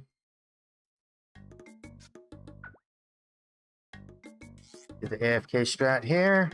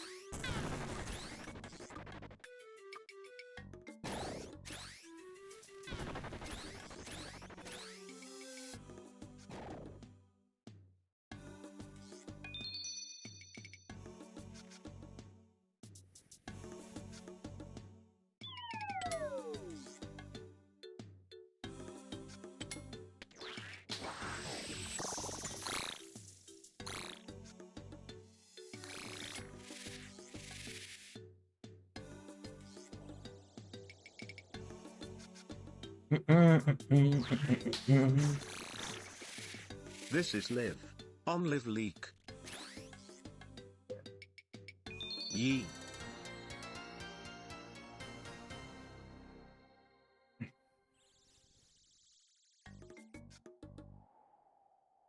And on Life fans.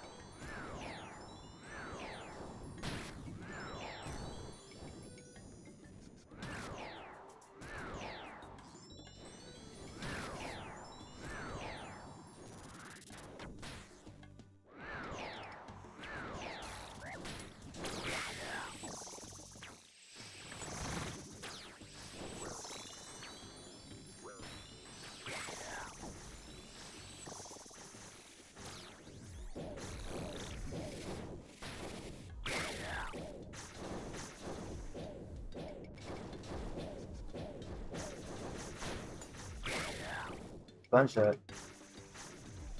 Yeah, nothing should get in. He should barely even fucking heal.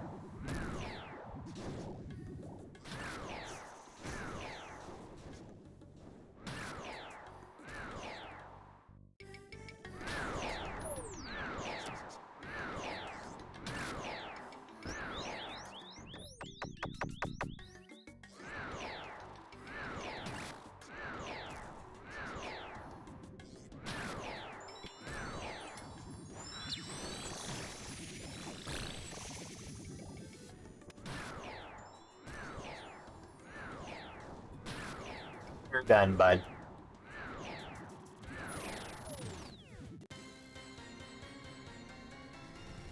You're done, bud.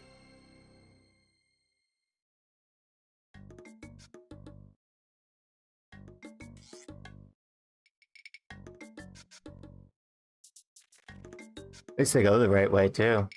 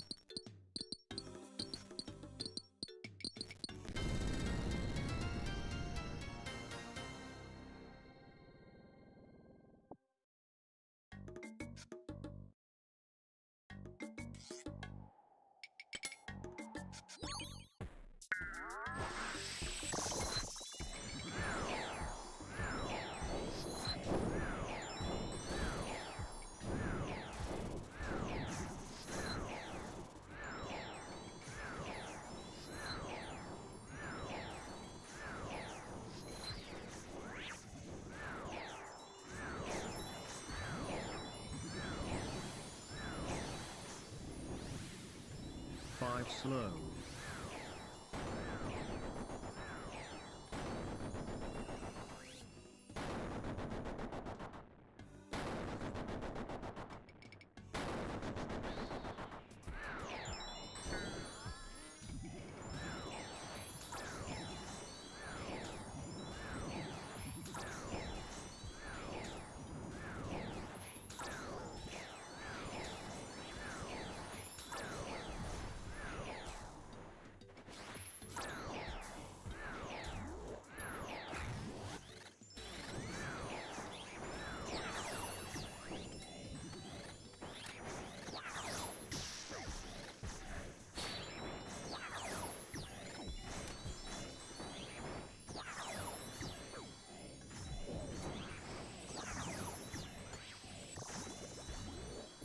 He's Indian, sorry.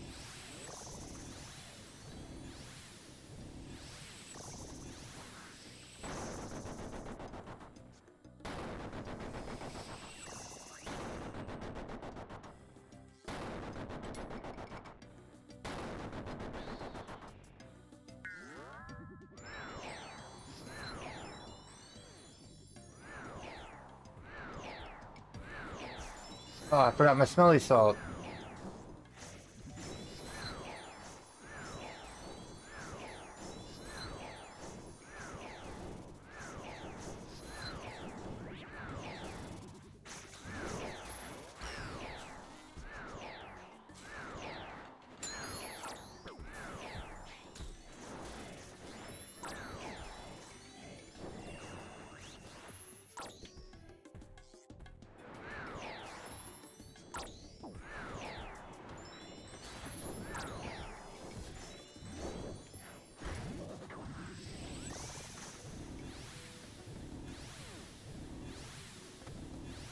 Hey.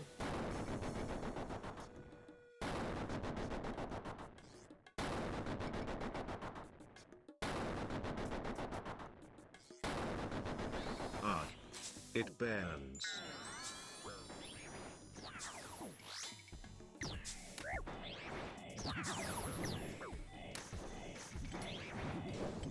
Head up.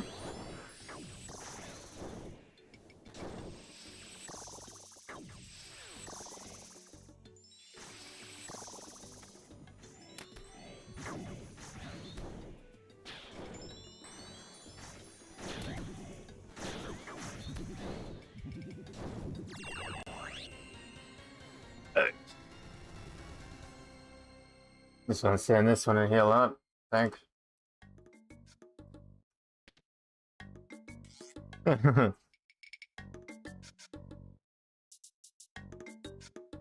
me people to even focus on anything to do. Sit there and fucking heal up the whole time.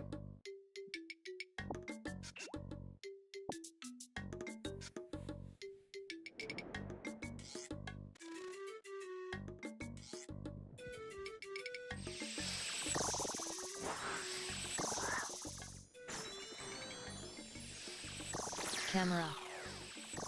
P. Camera, baby.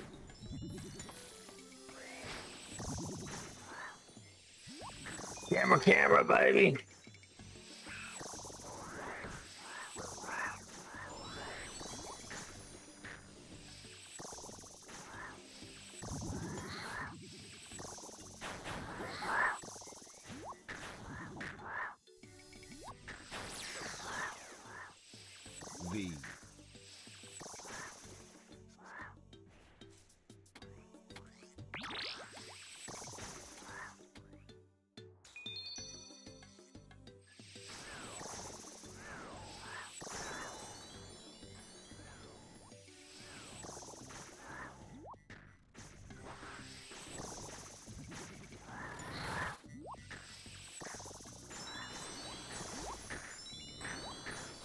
Combat task Combat completed. task completed. Yeah. Perfect. No gap. Run middle during rocks.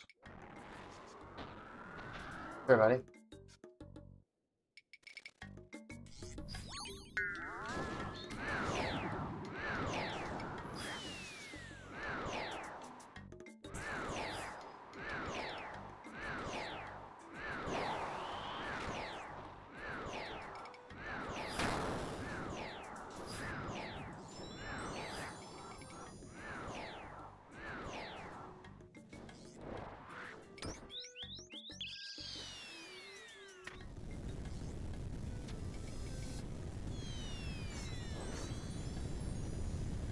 Oh, fuck, you actually can.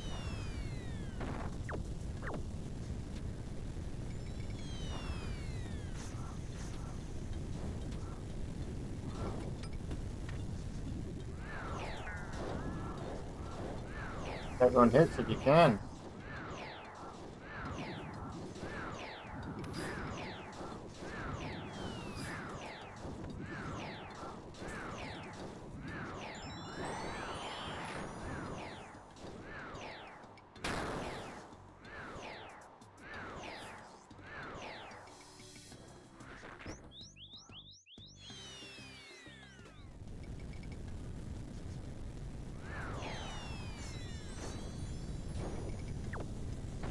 Ah, they did good.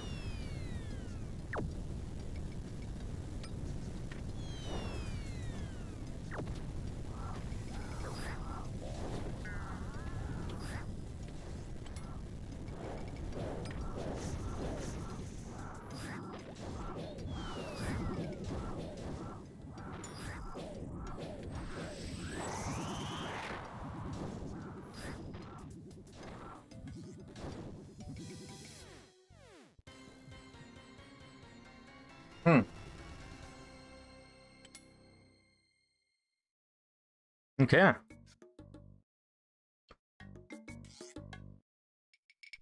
Minutes, not bad.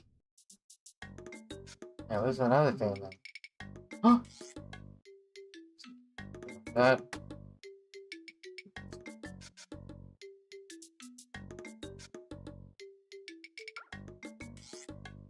Still dressing? What the fuck is still dressing?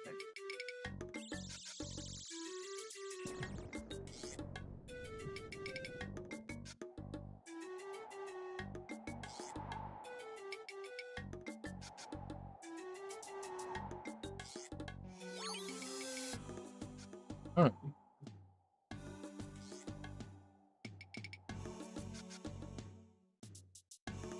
Streamer.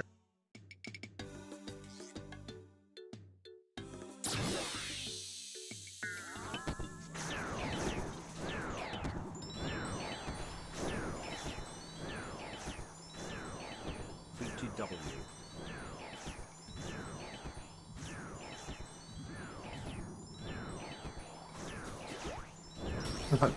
Three viewers.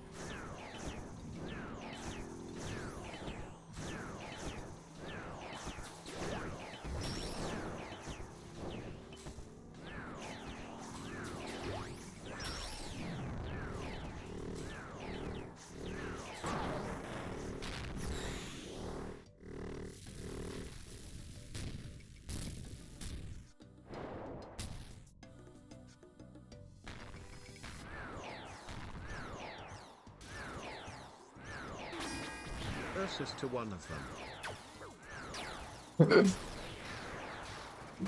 Probably. Yet M. Smile.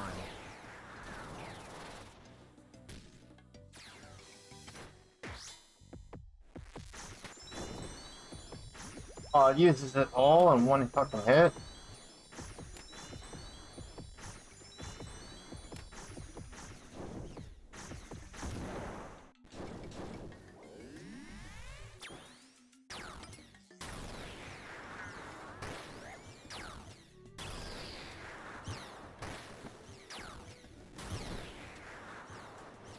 This gonna be a while.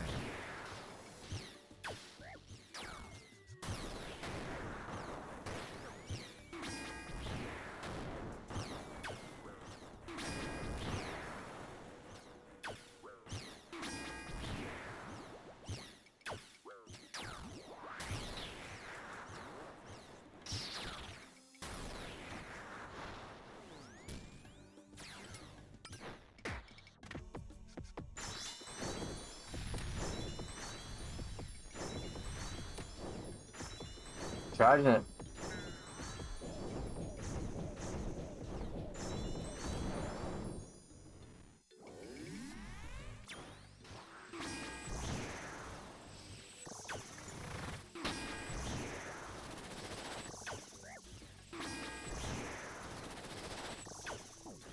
Babs inverter have on.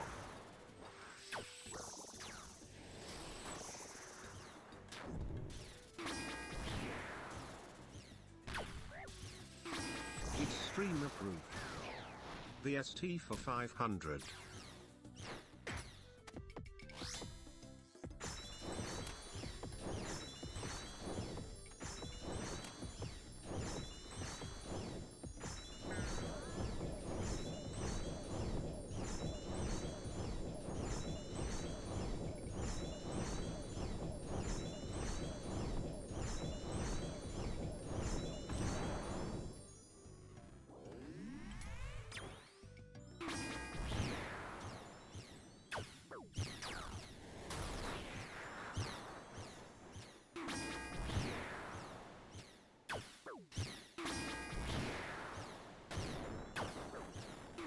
You, neighbor.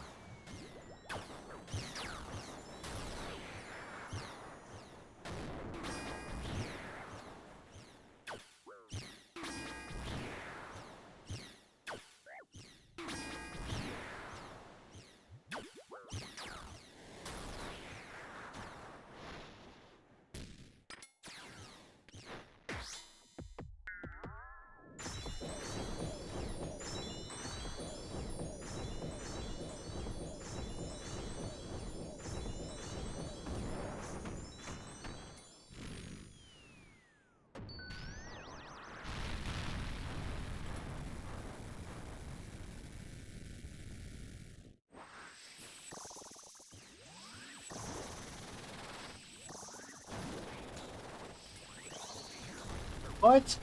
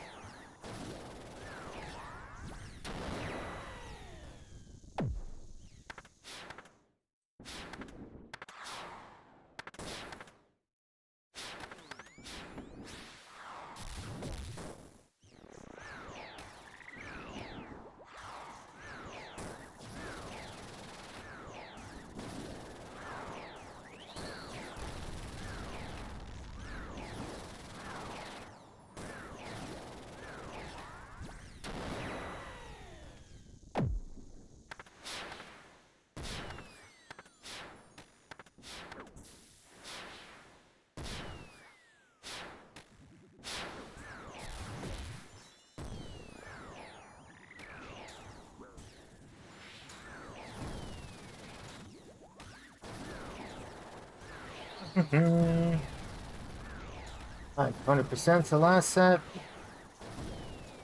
Yeah.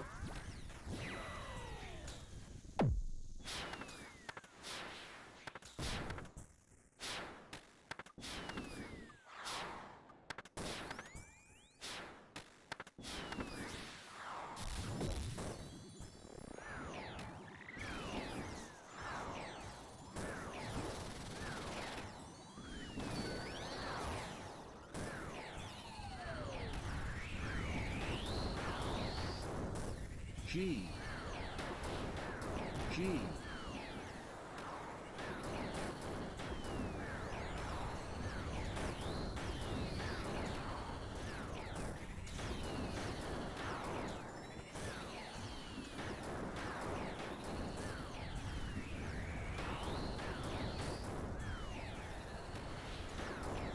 Combat task completed. Poor Raiders.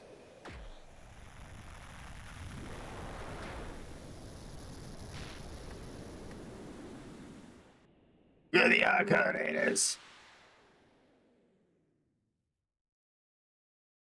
GL. Hey, we got it. Oh, it's not mine though. But we can still get the ultra. Damn, I gotta double my fucking damage? Holy. GL.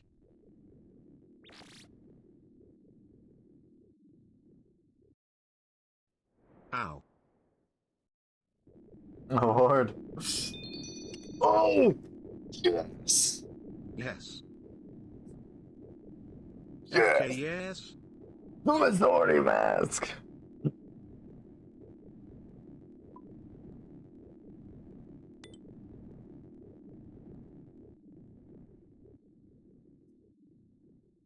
Yes.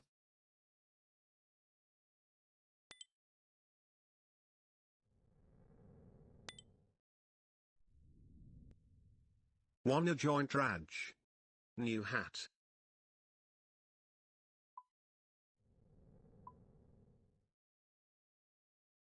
GZZZ.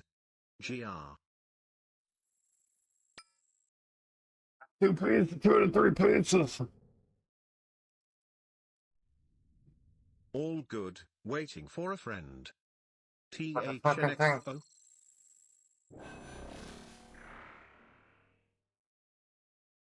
Can't do AFK, no.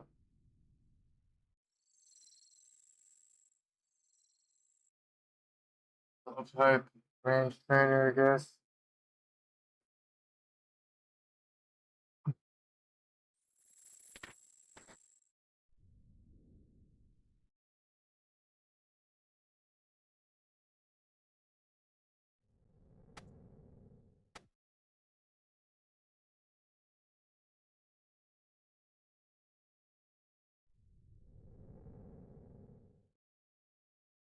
One more piece and we got full misery.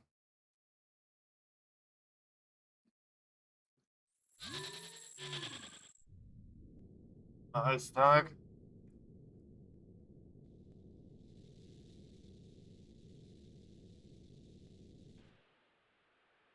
The gym crab, watch some YouTube, put my feet up for a bit.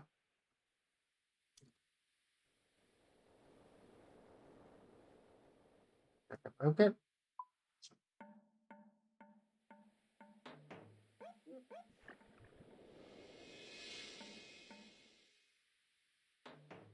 Hmm.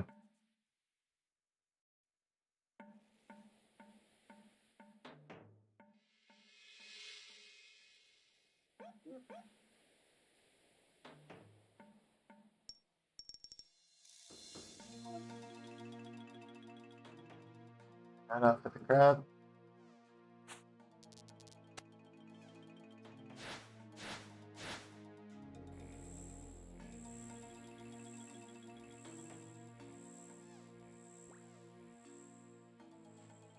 I'm ass pissed, dog.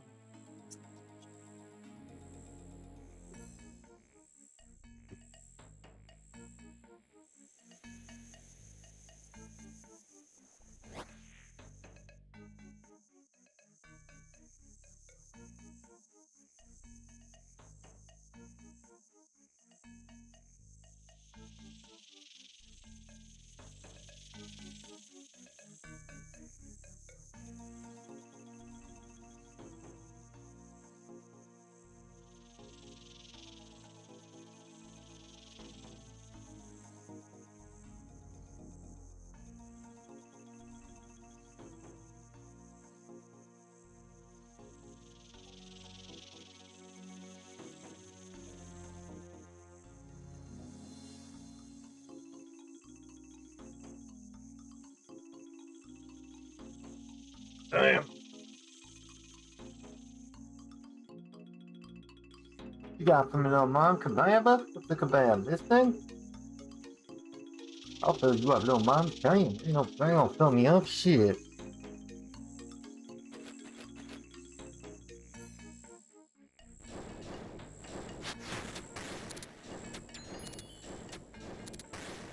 Alright, I do.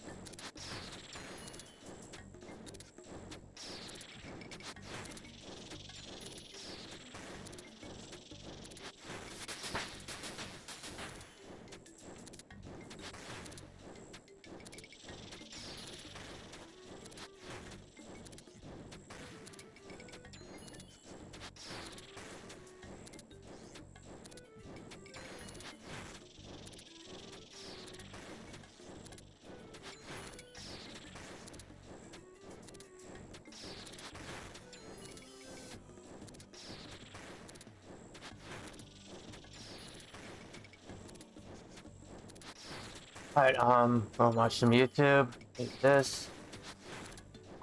Get that shit running. Window capture so I can see. This thing out of my way. With my dumbass.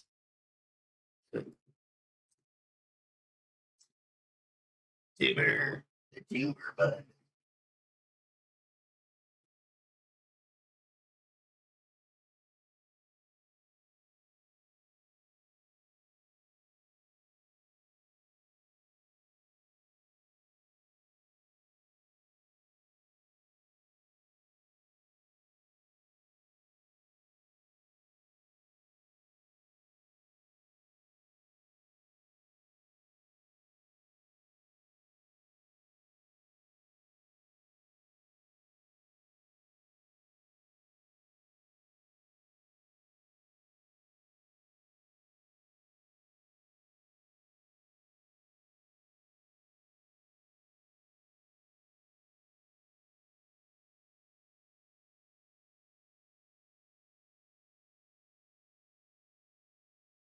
Self-driving cars are out of control. Oh shit, wavy.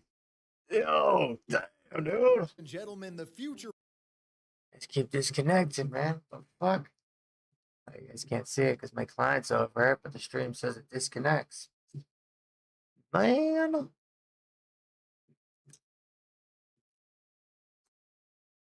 Is here. Self-driving vehicles. Already almost got into a car accident. All over the internet, clips of four-wheeled clankers are surfacing, showing The gem malfunctioning crab vehicles, has doing moved. everything from blocking ambulances and fire trucks to allegedly assaulting disabled people. Seriously? Damn it.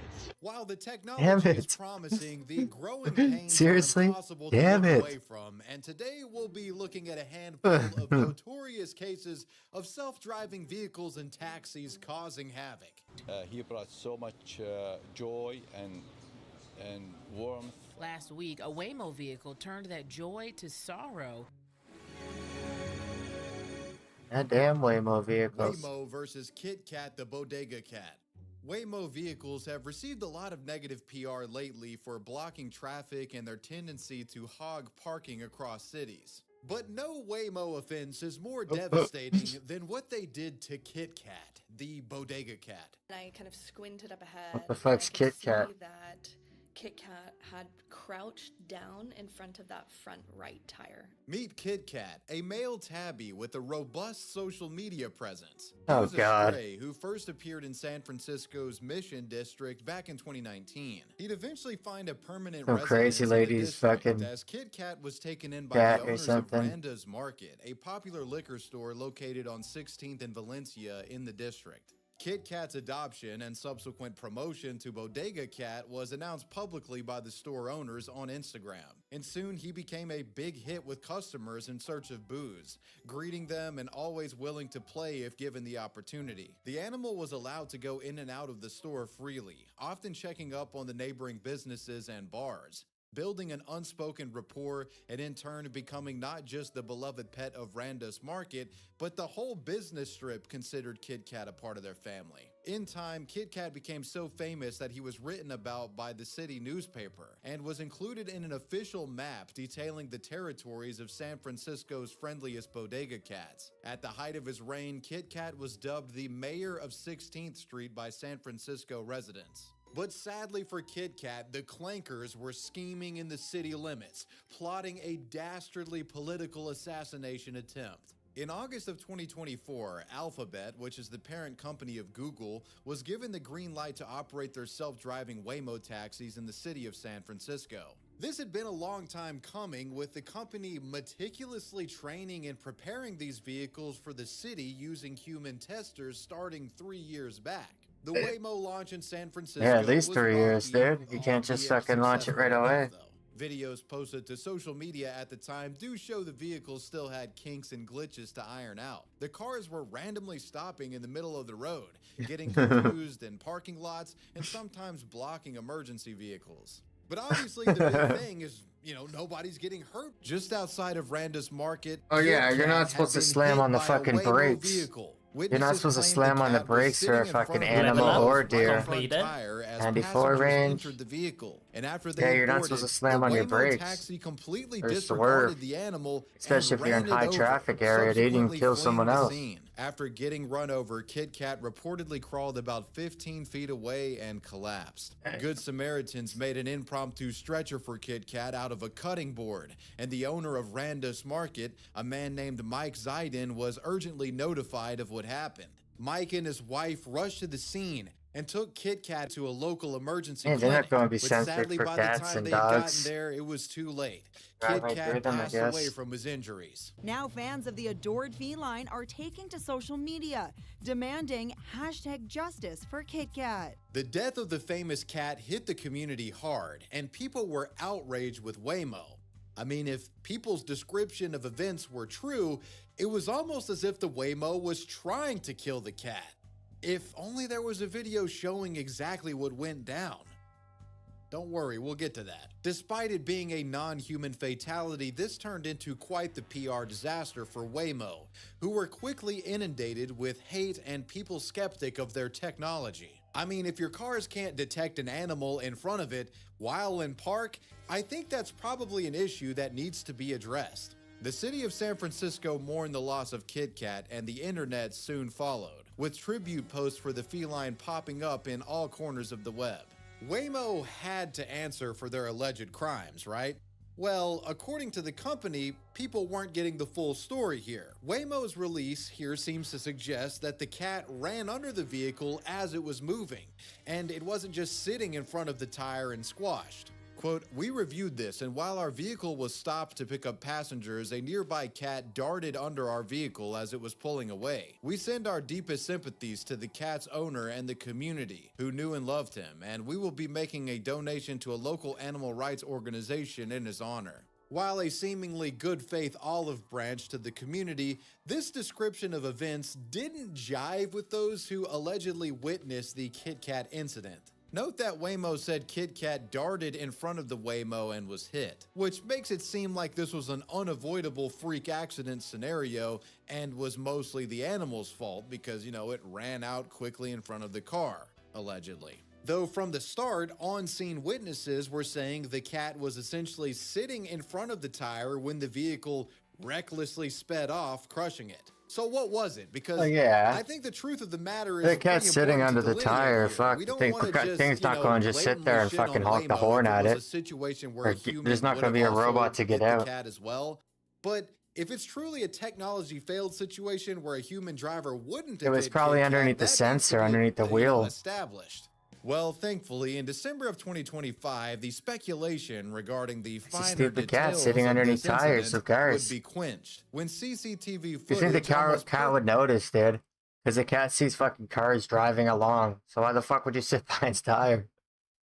Perfectly capturing the incident was released to the public. I will say viewer discretion here, as this video does show Kit Kat getting struck by the Waymo tire. I'm gonna try to blur that moment, but what we see here is that Waymo's story of the cat darting under the Waymo as it started to move is somewhat disingenuous and not exactly what happened here. I mean, the lights are flashing and it's fucking running under it. To get the cat out of there. There was more going on. For those who don't want to watch the video, I'll just explain it too. What you see here is two people board the Waymo, and Kit Kat lingers around close to the vehicle. Out of concern, a woman attempts to get Kit Kat's attention and even tries to pull him away from the Waymo out of concern for the cat's safety. She fails to grab him, and the key here is that Kit Kat sits in front of the right front tire and does so for a few seconds. Now, as soon as does the woman see it? Gets out of the way, the car. Oh no! Does the woman see it? Oh no! The woman sees it. This thing full sends it. Oh no! The woman sees it. And he scurries away. Oh, so after review, I'd be curious if you guys agree. The woman saw it all. I think if this was a human driver situation, that'd be so bad to see. Be alive and well. A human driver would be cautious after seeing that. Yeah, I know, but it's a fucking automated car, dude. Trying to get the cat. And a hypothetical human you can't put driver fucking could have cat also sensors been on warned it. of the cat's presence by this woman or the people. That's probably going to trigger to fucking like rocks and like fucking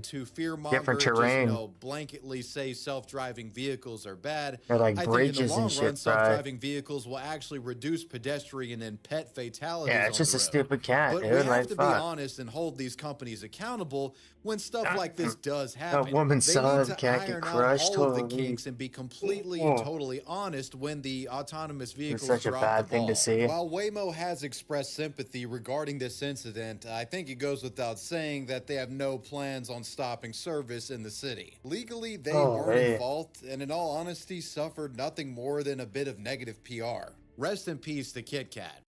Disgruntled Waymo worker strikes back. Police say Tang told him he was trying to brake check the Waymo vans and that Tang used to work for Waymo. So before all of the Waymos became fully autonomous taxis, they had to be trained by human drivers. And well, let's just say some of these drivers weren't the greatest role models. Which brings us to disgruntled ex-employee extraordinaire, Raymond Tang.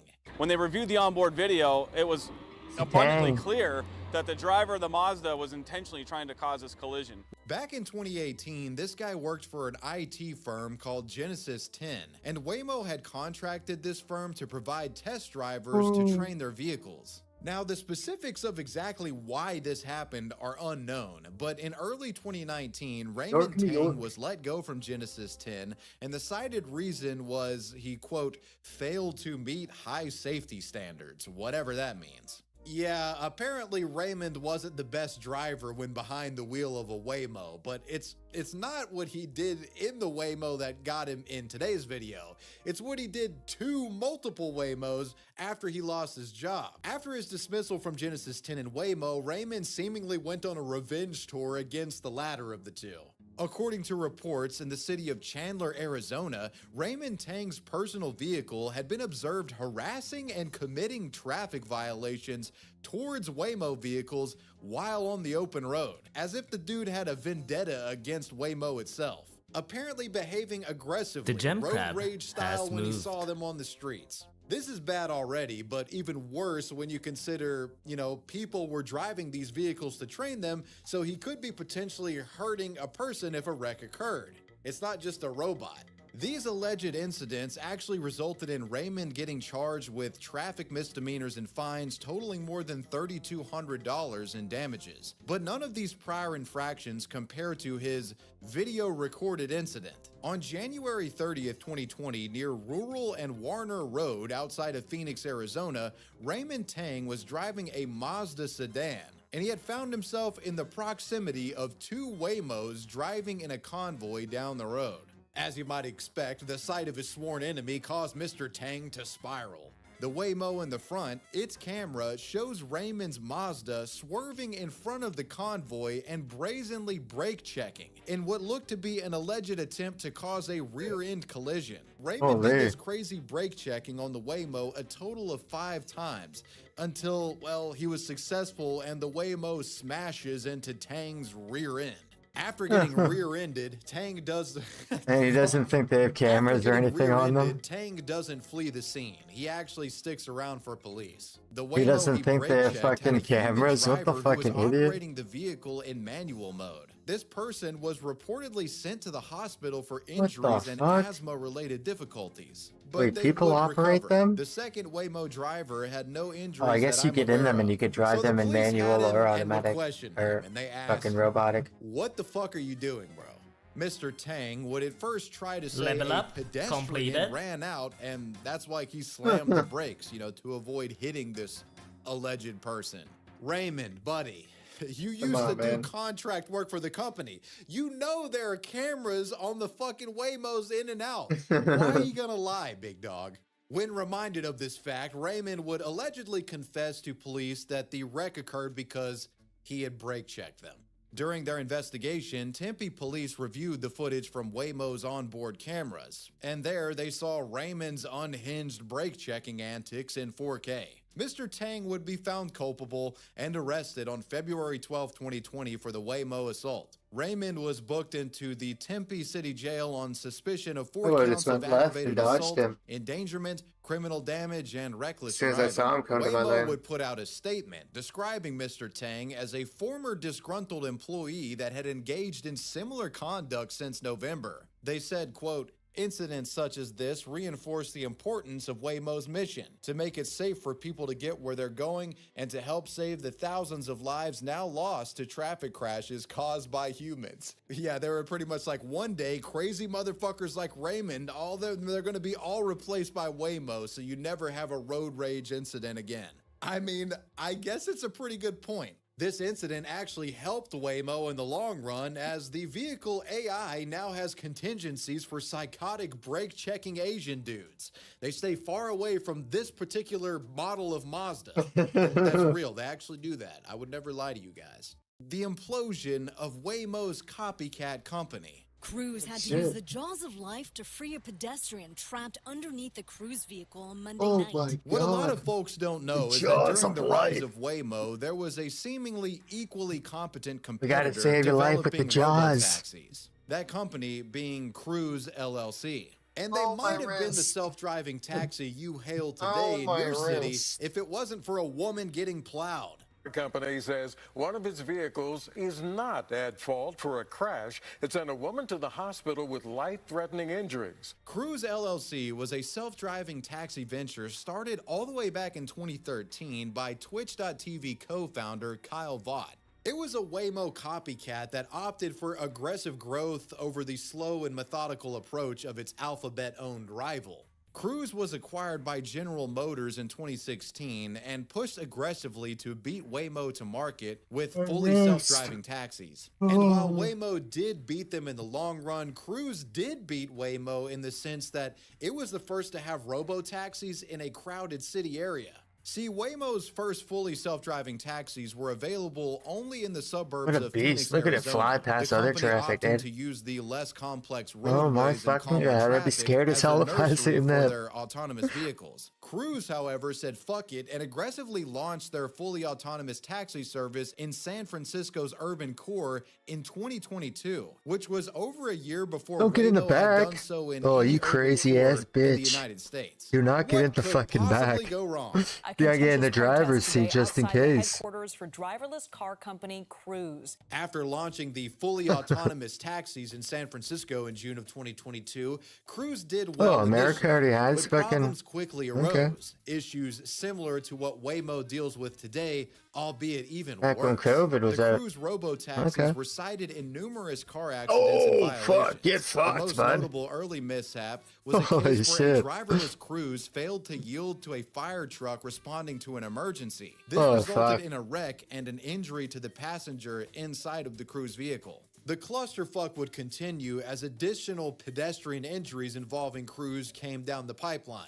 In September of 2023, a Cruise taxi blocked an ambulance, resulting in the patient inside dying. Oh, fuck. This case sparked anti-clanker protests. In short time, Yeah. the city was already sick of Cruise and wanted their shittily trained robot cars gone for good. And for those who wanted Cruise If a person banned, did that they shit, would they'd be have their fucking in wish, jail. They as wouldn't be this on the next streets, Cruise yeah. robo-taxi incident in San Francisco would be the final nail in the coffin. Okay. This is a truly gnarly pedestrian-involved Oh, wreck that fuck. occurred on October 2nd of 2023 at 9:30 p.m. At the intersection of 5th and Market Street in San Francisco, a pedestrian was hit while crossing the street by a normal human-driven car. This impact hurled the woman towards a moving Cruise robo-taxi vehicle in the other lane, and this taxi proceeded to run over the launched woman.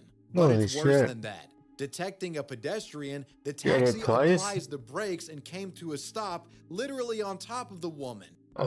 hitting her underneath the left rear axle of the Cruise taxi. And I'm cringing already, but the downward spiral continues. The robo-taxi vehicle's artificial intelligence then initiates a pullover maneuver, thinking it needed to yield to danger. However, because the lady was already pinned by it, the robo-taxi dragged her almost 20 feet across the asphalt Oh while my doing God. so, and she was still trapped under it after the fact. Because there was no driver and the AI was essentially stun locked, nobody could get the vehicle to move off the lady. The woman was trapped there for an excruciating period of time and was only freed after the fire department got to the scene. They had to use jaws of life to get her out from under the robo-taxi. The woman suffered multiple unspecified traumatic and life-threatening injuries and was transported There's no to way she's Zuckerberg alive. San Francisco General Hospital. No, It she goes died under without the car. saying What that the this was a fuck? critical failure and grisly showcase There's of no how way Cruise's she's alive. robo-taxi was not up to snuff for full autonomous service. Now, allow me to play some devil's advocate. This, yeah, it was an extremely niche and bizarre scenario. Holy. I mean,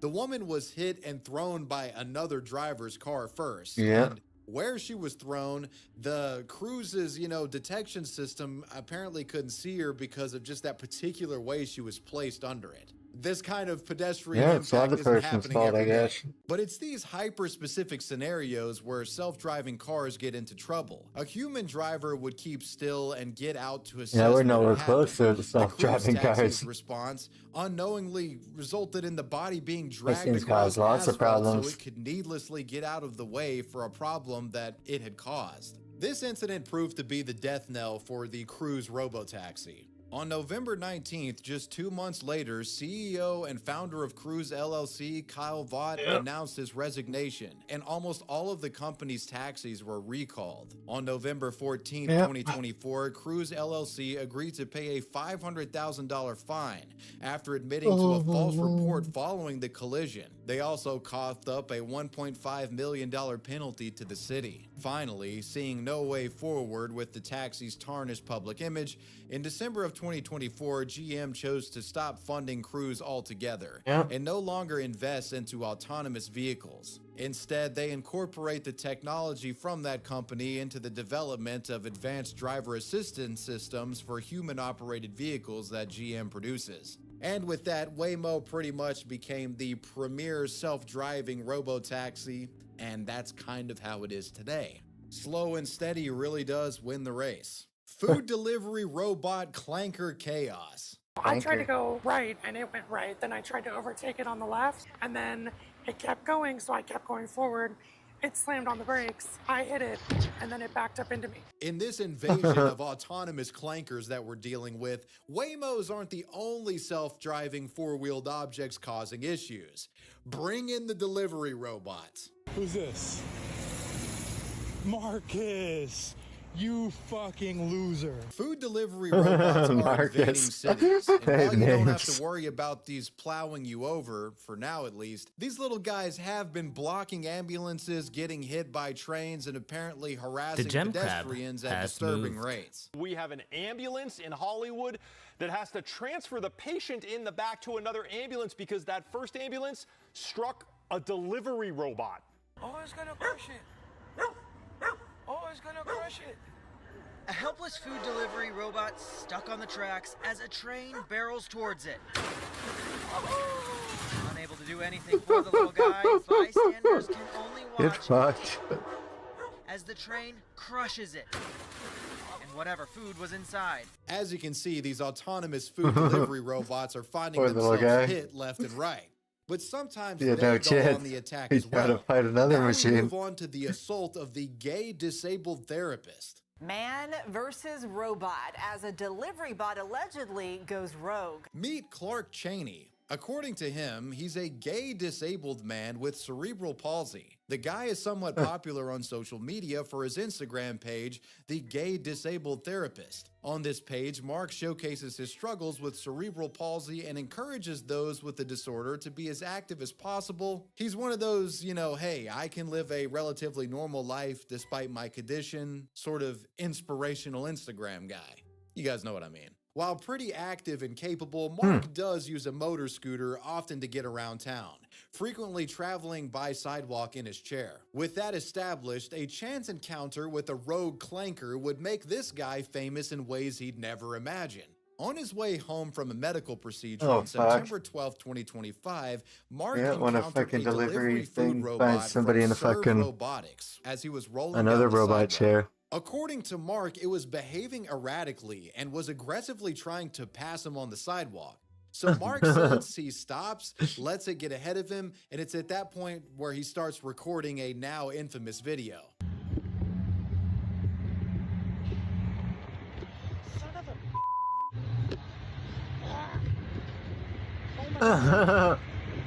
Seriously? Damn it. What the fuck is it doing, dude? Yeah, as you can see, it appears Mark and this clanker got into a bit of a scuffle. Mark Think was he's talking obviously shit to it upset or about something. the food bot blocking his path and would add this caption to the video. I am disabled. Getting around presents challenges. Accessibility is important. We need to be sure to take into account mobility devices or disabilities when What's it creating doing? these machines. It's like it was like While these coded to machines like are block one of profitable its and fucking convenient, they can competitors or pose a something. challenge to accessibility and safety concerns. Cutting me off and brake checking me, not safe. Navigating the world with a disability or mobility aid is a challenge. Let's not make it harder. Stay safe out there. The company is Serve Robotics, which is connected to Uber Eats, Uber, and Postmates. Mark's battle with the clanker would end up going viral, and many cited it as a first-of-a-kind event. You know, the food delivery bots are rising up against their oppressors. People flooded into the comments Rising up against the handicapped and rising but up it against must the be fucking stated enemy. that there were some who felt the guy was being a little bit dramatic about the whole thing. Seriously? Damn it. He was facing criticism, with many calling him a drama queen, and others going as far as alleging that he staged the video for online attention. One comment read, quote, I think they brake checked you because you were chasing it, clearly trying to prove a point, really trying to be a victim. Mark wholeheartedly denied any sort of staging and assured folks he wasn't looking for trouble. After all, it does seem like he only started recording the robot and its odd behavior after it had been hovering around him and following him for some time. I'm not in any rush to say this guy's full of shit. I would probably be pissed off too. Look out, Patrick. What do you want to say to people who would claim you're doing this on purpose or you made this happen?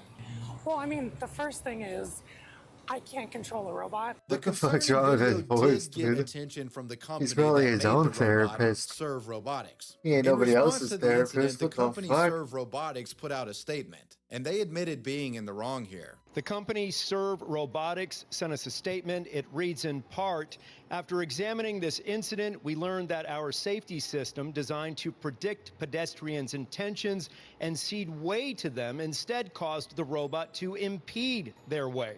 We regret when we do not live up to our intentions. We are continuously working to improve how the robots navigate and interact with others and will be implementing improvements as a result of this incident as well. After they admitted fault, Mark would take to Instagram saying he was apparently communicating with the company and was seeking some sort of reparation from them. Quote, I am hopeful this can be resolved with reparation and change for me and others. This could be a safety issue for people with mobility aids, disabilities, or even Level up, someone walking completed. on the street. While I'm unsure exactly what Mark was seeking from Serve Robotics, apparently he wouldn't get it, and the company has allegedly ghosted him. The gay disabled therapist posted an update on 3/1/26. Quote, despite my efforts to work with Serve Robotics, I feel I've been dismissed and ignored. I'm taking the next step and seeking legal representation to hold them accountable. This fight is about safety, not just a viral moment. I'm also going to contact WeHo City and visit WeHo to advocate for a regulation or a ban on these robots. Profit is not above accessibility or safety. It's unclear exactly what is going to happen between this man and Serve, but one thing is for sure, this guy is a magnet for trouble out in public, as on March 11th, 2026, he was allegedly struck by a hit-and-run driver. Yikes. Get well soon, big guy. While I think self-driving vehicles are a pretty neat technology innovation, I don't know about you guys, but the food delivery robots just seem a bit needless and ridiculous. This is one of those things where I don't think you can make the argument that it's safer for a robot to deliver food. The food robots have always seemed like more of a gimmick to me, and, well, gimmicks aren't worth slowing down emergency vehicles and, causing problems for wheelchair people on sidewalks. I predict these food delivery robots will be phased out sooner than later. The Waymo stowaway incident. A frightening discovery inside a driverless Waymo vehicle, raising serious questions about safety. One of the big appeals to riding in a Waymo is that there's no driver. You get peace and quiet on the way to the destination. I wonder if it's always unlocked and someone just ran up and opened the door and jumped in. But that also comes with increased risk, as the driver will often have your back. I mean, they have a vested interest in keeping crazy crackheads out of their cars and only paying customers. So by way of that logic, they are going to ensure your safety to some degree. So now we enter the apparent issue of Waymo stowaways. On December 8th, 2025, in the Westlake neighborhood in MacArthur Park in Los Angeles, a mother named Lukevia Thurman ordered a driverless Waymo to take her daughter, who's named Isis Walker, to school. When the Waymo arrived, however, there was some sort of homeless crackhead in the back of it hiding out of sight, or at least attempting to. Isis managed to catch a glimpse of him and freaks out, calls her mother, Lukevia, who confronts the man while recording. Why the fuck are you in the trunk? That's why, man, I'm trying to figure this out. Like, I'm over here. Yeah, this shit won't let me out. This shit Why are you in it? Huh? They just put me in here. Who put you in? The what? The people. Yeah, that's what I'm asking. That's what I'm saying. Now, this is pretty disturbing because, well, with Waymo, the vehicle has cameras that detect if a person is inside. And usually they won't accept another trip until the previous rider is out of the vehicle. That's why he hit in the It's back. also not supposed to be possible to open the door to a Waymo if you're not the assigned rider. But apparently there's ways to get around that. Yeah. It's freaky. Like, imagine you're alone and some psycho is holed up in the back on the prowl for you. That's seemingly what was happening here. Police were called because of this incident, but the man wasn't arrested as technically no crime had been committed.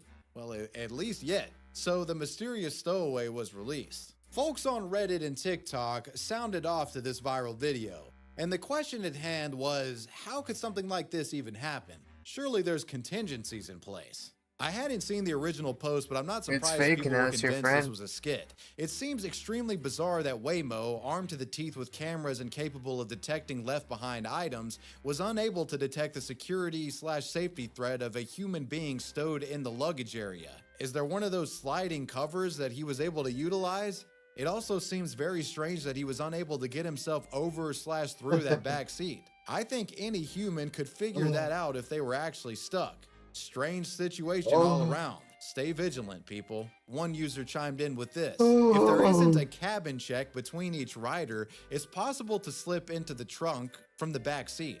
This would prevent any sort of trunk check. It wasn't open, so why would anything be back there? And if they had an accomplice, they can meet the criteria for a done trip by opening the door and closing it. It seems like what must have happened is either after the previous rider exited or when ISIS was about to enter, the dude in the back managed to slip inside of the vehicle during the brief window where the doors are unlocked, and the vehicle's cameras didn't notice him in the trunk area. In response to this incident, Waymo put out a statement, quote, "We're committed to keeping our riders safe and earning the trust of the communities where we operate. This experience was unacceptable, and we are actively implementing change to address this." Later, it would be reported that detectives were working with Waymo in order to review the footage to see if there was any crime committed, though I've seen no updates on this front.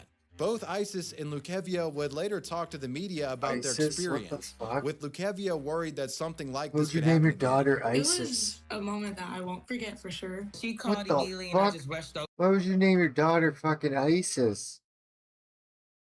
Holy shit.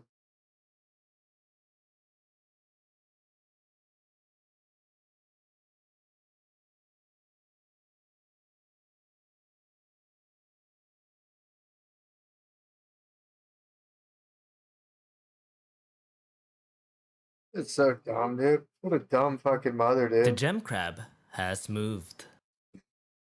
Holy. Mosh pits are the worst.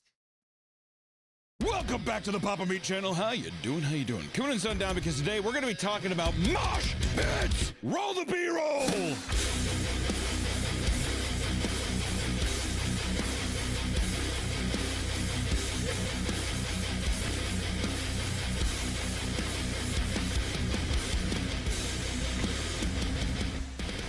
Listen, guys, you know that on this channel I wear this is a lot of people say, Hunter, where do you get your shirts? Your metal shirts? you know, they say that concerts. All right, that's where I get them. Hey, the secret's out, and I love going to metal shows, Nick. I love it. I've dragged Nick to many metal shows. All the metal shows I've brought you to. What's been your favorite? I think is the Frozen Souls one. That one was pretty funny. I also like the. What was You say it was funny? No, it says fun. Oh, I was positive you said funny. Editor, roll it back. Did he say funny? That one was pretty funny. You like the Frozen Soul one? Yeah, and the Worm. Was it the Worm band? Worm. That's what this There is. it is. Yeah, Worm. that one. Worm and Frozen Soul. Frozen Soul just put out a new track with Gerard Way of MCR fame that people like a lot. And the new Worm album is, anyways, good stuff. Check him out. Very good. Also, I'm in a metal band. Play a little bit of the song here.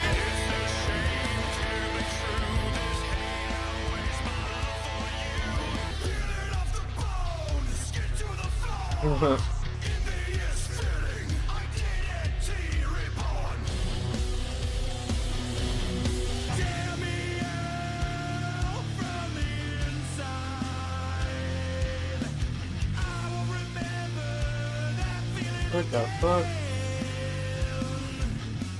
Is this something you like? Go juice up my my Spotify number so I can flex on bitches. Am I right? Music is enjoyed by all human beings, Flex on all some walks bitches. of life, right? And it's a creative outlet for billions of people, if not every single human being. Every human is affected by music in some way. I think a lot of people also they look at their music and they're like, I'm not really into music, and all they do is listen to game soundtracks. That's still music. It's still music. I know traditionally like a lot of music, and you're like listening to the Final Fantasy soundtrack. It's still fucking music. You like scores. Who cares? That's music. You know, like Doja Cat. You don't have to. You don't have to like anything you don't want. It doesn't matter. Regardless of genre, there are specific songs that get people moving more than others, right? For me, when I was a little boy, the first song that really got me going was Fade to Black by Metallica. I would cry. I'd get goosebumps. Did you really cry? Oh, all the time. I thought I found it so beautiful. I loved it. I'd be sitting there. What do you think of my dad? It's very sad. Most high-intensity music, such as rap, metal, and EDM, can spike adrenaline levels, leading to formation of mosh pits. Mosh pits have evolved not just from metal now, but it's in EDM, it's in, rap, all kinds of people. There's mosh pits everywhere now. Wherever the youth is, mosh pits will follow. At Coachella, Hans Zimmer played there, and they were moshing to the Pirates of the Caribbean soundtrack. And I was being a poor sport because it was a long day. My feet hurt. It was the last day Coachella, and I was like, sit down. Sit down. If you haven't seen or participated in one, a mosh pit is like, it's just a giant circle where people basically kind of smash into they just smash into each other and they kind of shove each other around. You know, it's pretty much that. But there is different degrees to moshing. That isn't the only kind of mosh pits there are, and we will be getting into that. There are slight variations, but in certain music scenes, you are guaranteed to find one at every concert besides country. They don't mosh at country? I don't believe they mosh at country. I think that they just throw beer at each other. That's a big thing. Or And they bang each throw other's cousins. phones. That's one thing I've seen at a lot of country shows. Is they throw phones at the singer, and the singer does, "You tell that fat to leave," and all people do. And they throw beer. And then people are throwing beer and stuff. Here we go, do-si-do. Come on down. Sounds fun. Cadillac, blackjack. Concert goers and random bodily fluids to severed pig heads and crowd killers looking to hurt people, it's understandable why mosh pits are viewed as a cringeworthy dying fad, which I don't know if it's dying. I think it's a cringeworthy fad. And let me know, and listen, I think that you can, if you're big into mosh pits, you can participate in cringe, but you have to realize it is cringe, all right? But this is also coming from an older man now. Years of experience in the pit. What's too old to mosh? Like if you're like 65? 28. 28? No. 28, you gotta stop. If you are moshing in your 30s, you're trying to prove something to somebody, or it's the wrong type of releasing aggression. Usually large, borderline men, big guys, they know they're big, and they're going around trying to basically be like, pipsqueak, and they're trying to assert their dominance in the pit. And then it's a guy, usually at a hardcore show, who's like, get closer! Oh, you fucking punk. Fucking punk. Fucking punk.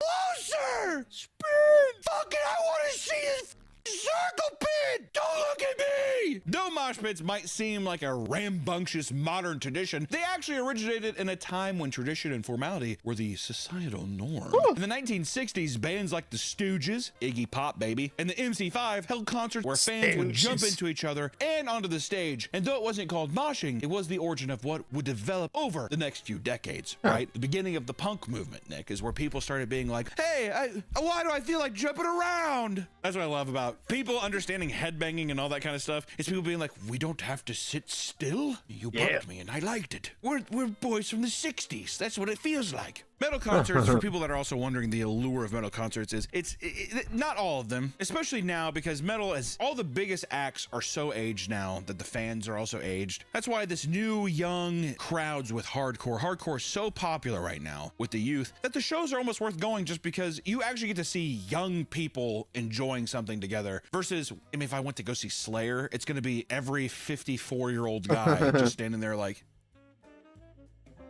Slayer. That's all it is. I'm trying to grind up the girl in front of them. No, not at all. There's almost no women. Almost no women. Trying to grind up the guy in front of him. He's like, come here, Todd. He's like, fucking angel of death. Angel of death. But it becomes a thing now where, what was I getting at with this? What was I saying? What was I even saying? Why the fuck would I go there? Man, my mind is total shit. Why the fuck did I say that? I don't know. What was the last thing I said? A new genre of music called British punk would develop in the 1970s, and as it became more popular, so did the term moshing. Also, newsflash, guys. Am I getting all of music history right? Probably not. I'm not going to get into this fucking debate. The Ramones. They were the first. Off. I don't know. By the late 80s, heavy metal bands were all the rage, borrowing many aspects from earlier underground punk movements and bringing them into the mainstream, introducing the everyday concert goer to the world of mosh pits. Basically, as soon as the 80s came around, Black Sabbath had already originated in terms of the metal scene, and then everything just became an offset, a split. From there, the dance style continued to grow in popularity as the 90s and 2000s saw the rise of grunge and EDM. The 90s saw the rise of grunge, and the 2000s saw the rise of EDM, which, what was once seen as an underground, rebellious way to party at concerts is now practiced by millions of people worldwide at all kinds of concerts. This was also written by a 46-year-old woman. There you go. I don't know. What's a rebellious way? People have been moshing for a long time. Who cares? People still do it. What's crazy is people like to drink alcohol at concerts and listen to aggressive music. Severely borderline redneck guys drinking Miller Lite at a concert, listening to Lamb of God, result in people getting in physical altercations in a mosh pit.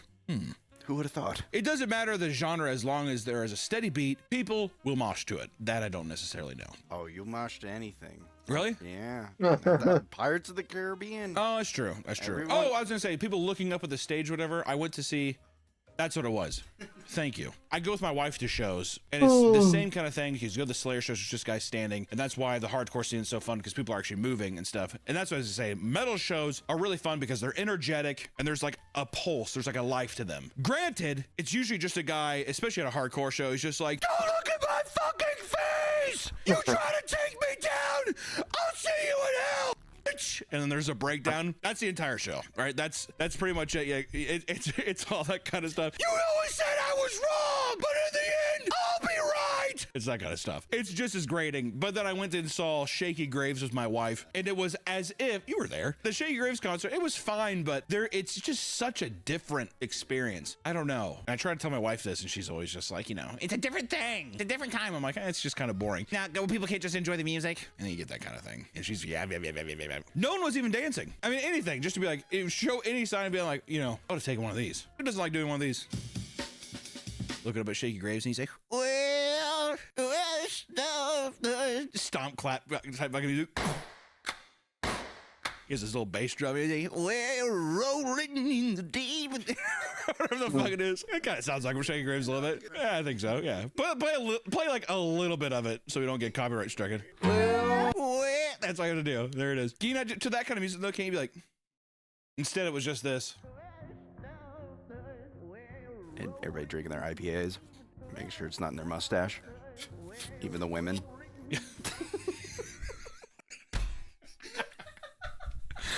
On more than one occasion, people have been shocked to find fans moshing to Hey There Delilah in even classical symphonies. That's a meme, though. That's a meme. We're memeing. The video doesn't matter either, as people will mosh anywhere there's music. In 2013, the band Live Without hosted a show inside a local Denny's that was shutting down. Though the show was small, there was still enough people to mosh in the dining area. Which I will say, I did not know the band's name, but that's like one of the most infamous clips of all time. What the f is up, Denny's? It's fucking sick. Have you never seen that? Oh, it's one of the best ever. It's become a thing now where that started a precedence for people to like go to like IHOPs or anywhere now, and then they do, what the f Stop IHOP! It'll be that kind of thing. 6 years later, a California punk band known as Wacko booked the restaurant banquet room for what they claimed was a small dinner. When the band arrived, they filled the entire restaurant with fans. By the end of the night, the mosh pit had caused over $1,800 in damage to lights and furniture inside, and they were forced to pay for the damage after the concert ended, which I'm not going to blame a mosh pit. I'm going to blame the fucking band for being like, hey, can we come in for a dinner?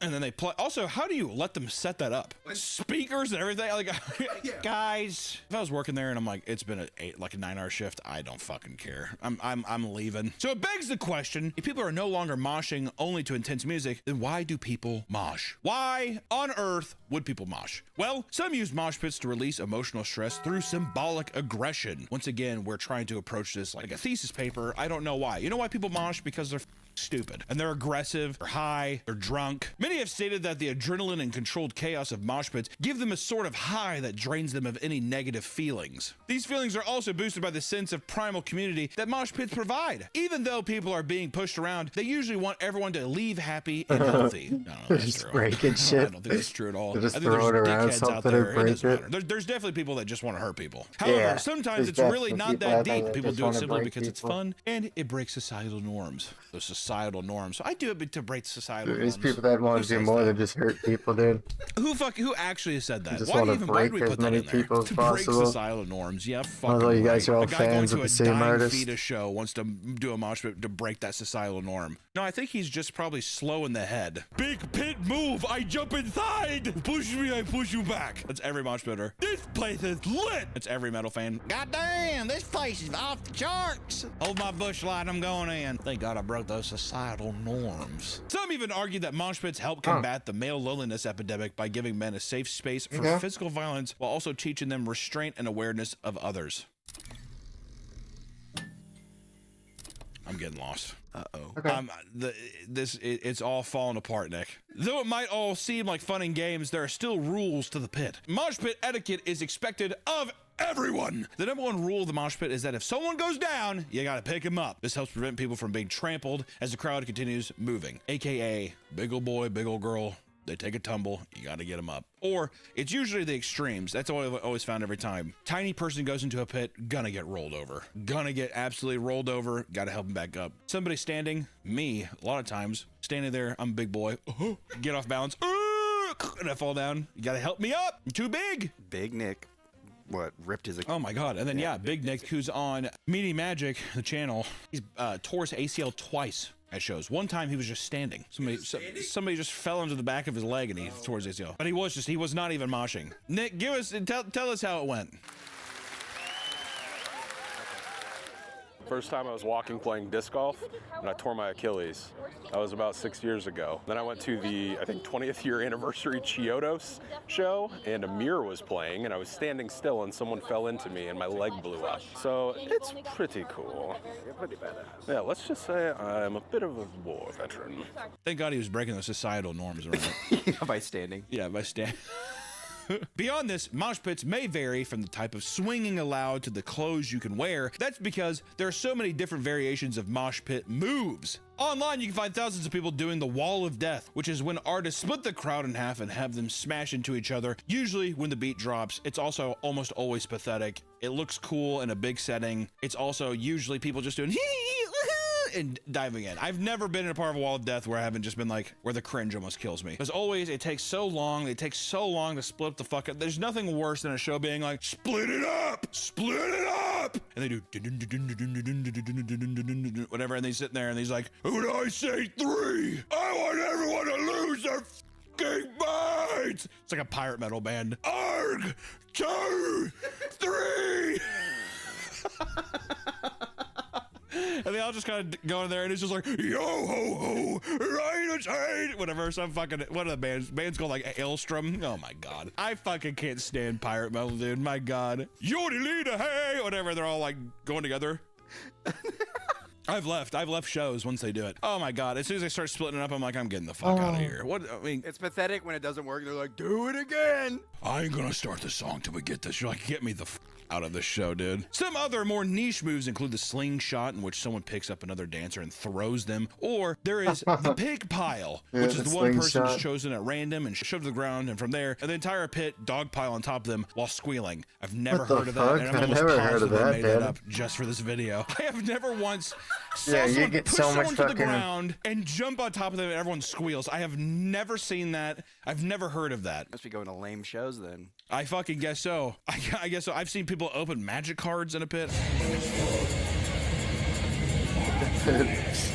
I've seen people do the butter churner in the center of a circle pit. I've seen that. We should do the pig squeal the next time we go to I'm going to Death Clock. I'm going to Death Clock at a Monomars tonight. I'll let you know. Maybe there's a video footage of it. I don't know. Mosh pits are still very popular. However, they have been slowly dying out due to a number of reasons. It's not true. A big contributor to the decline of mosh pit culture, not happening, is the rise in ticket prices. Who cares? Where are we under the assumption that mosh pit culture? Also, what does that mean? That it's in the decline? It's all over the place. It's at every show. There is no decline. Fans argue that by policing mosh pits, you ruin the chaos that draws people in, which makes the mosh zones pointless. But maybe that's a good thing?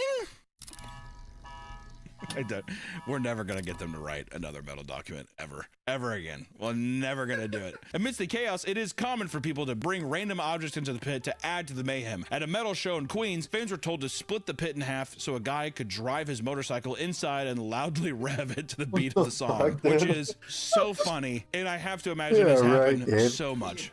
Normally, people throw beer bottles or empty cups, but as one small heavy metal show in Houston, someone thought it would be a good idea to throw body parts into the crowd. What the fuck?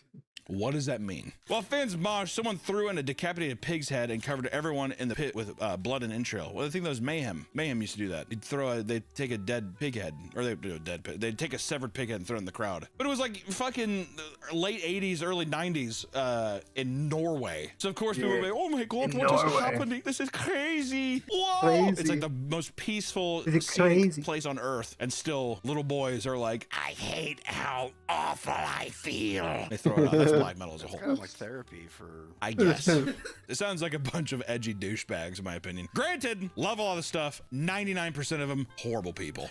I mean, the worst people. Love the music, horrible people. It's Yeah. truly crazy what people will bring to the pit. Truly crazy. But the thing most metal and punk fans forget is deodorant.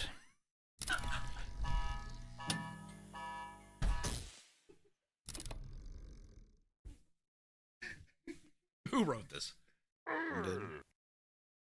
Fire him. Fire immediately.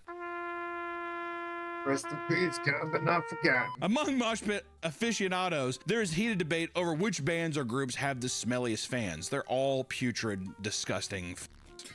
I'm one of them. You've ever been to a show? I'm wet all the time. It's hot. I smell like shit. I'm disgusting. Up, I'm probably completed. drinking Crown Apple and Cokes the entire time. I smell it, man. I tell you what, when we left that Avalanche game, that one woman, it was that dungeon crawler Carl night. That might have been the smelliest person I've ever smelled in my life. I'm not even joking. At the Avalanche game we went to. Was she in front of us? Yeah. Well, we were walking out. Oh. You know what I'm talking about? I don't know if you.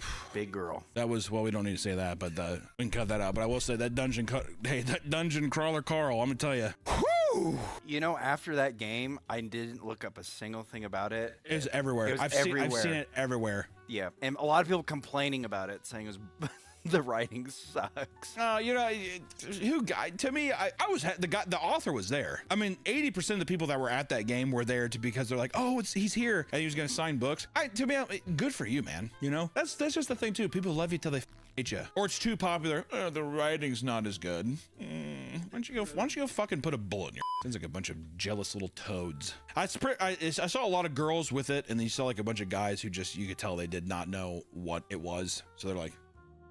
There's also on the flight back, people had books. Oh man, it's everywhere. I saw it at the airport, bookstore. I mean, it was everywhere. Everyone's read that book. If you're watching this video and you've read that book, sound off. Right? No, I actually want to know. I have to know if you've read the book. And what'd you think of it? Did you like it? That was like what's funny that review said like the story and characters were good, but the prose is just boring. What does prose mean? It's the way it's written. So it's like the way the sentence is written.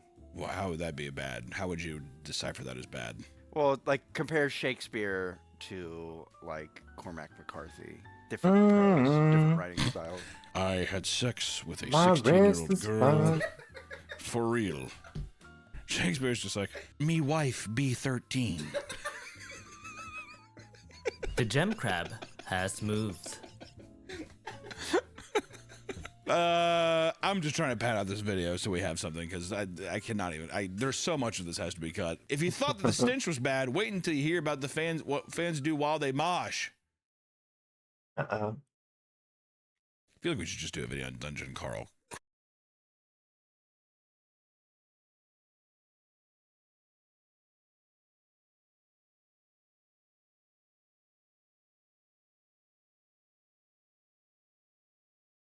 Hey, to my crib. Motherfuckers know I love to stack that pack every single day. Stackety stack. Crackety crack. Crawler Carl. I feel like it would be actually a pretty good video, right? Probably. Certain couples get all hot and bothered by the bumping and do the deed in the middle of the mosh pit. Never have seen that. Never have I once seen that. I've seen guys finger girls at concerts, but me moshing around, you're moshing around, some guys just like, yeah, yeah. What band is playing?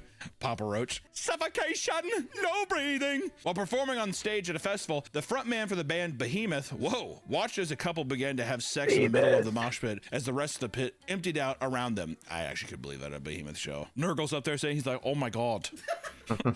Those people are having, hey, Satan. Those people are having sex with each other. Blow your trumpets, Gabriel. That's what it is. I could believe Blow that, your actually. trumpets, That's Gabriel. European. That's some European trash washing up on shore right there. I like how everyone like stopped moshing. They're just like, okay, wait to ruin the mosh pit for everyone. Now I have to mosh around you. You have weird looking balls. Crowd's attacking. Soiling your pants while moshing is pretty cringe.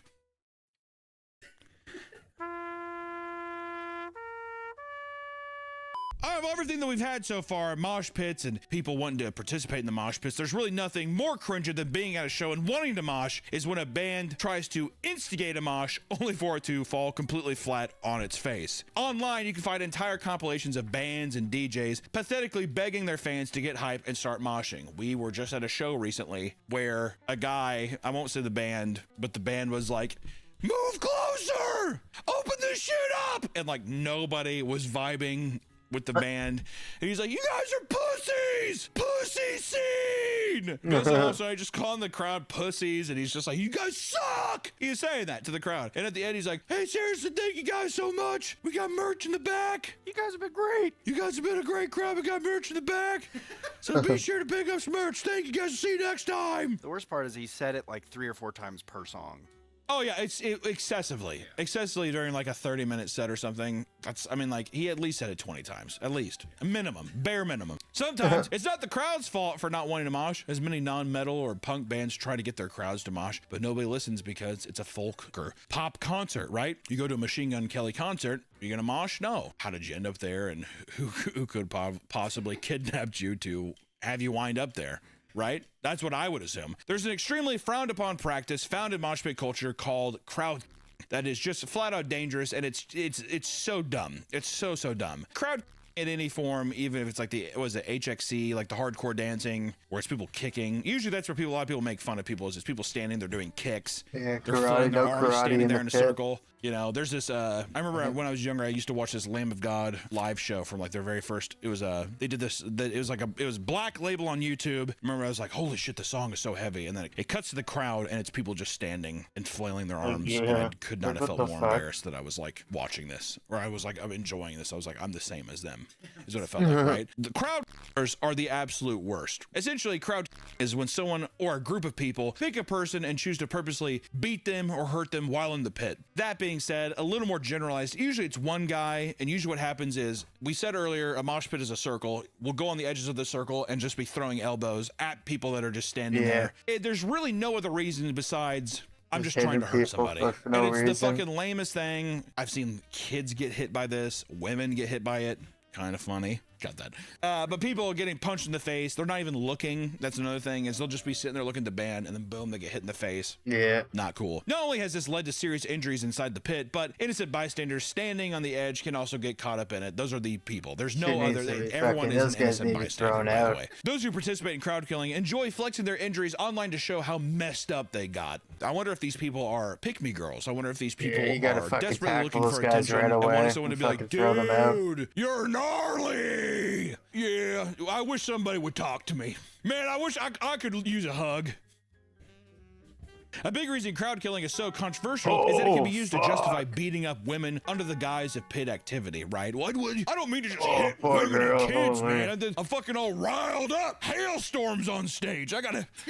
Dude, 3 days grace is on stage. I'm fucking crowd killing. Listen, guys, mosh pits are pretty cringe. Right? That doesn't necessarily mean that they're all bad. I mean, when you're young, it's nice to be in a physical environment and a communal environment, like at a metal show. One of the first metal mosh pits I ever was in, called Black Dahlia Murder on the Death Floor 8 tour. 2009. In the first mosh pit, got my ass beat, but it was fun. It isn't like some weird thing, but it was like this communal thing of like this aggressive nature of getting your. It's just it was nice. It's a nice thing. As you get older, you realize that it's like I'm too old. I don't recover as much from this kind of stuff. The idea is to go in and hurt people. It's about like, it's just feeling the music, and it's like a different form. It's like a fucking extremely dumb version of dancing, basically. Doesn't necessarily mean that it's the worst thing ever, but my God, it is cringe. I mean, it's just, there's no ifs, ands, or buts about it, but that doesn't mean it's bad. So if you are going to participate in a mosh pit, watch out, because there's always this is for, actually, you know what, here's a message for people that, if you're a selfish piece of shit that's going to a show and you're gonna be like, yeah, I got a couple beers in me, I'm gonna go to the mosh pit. Why don't you reevaluate everything you've ever thought? All right.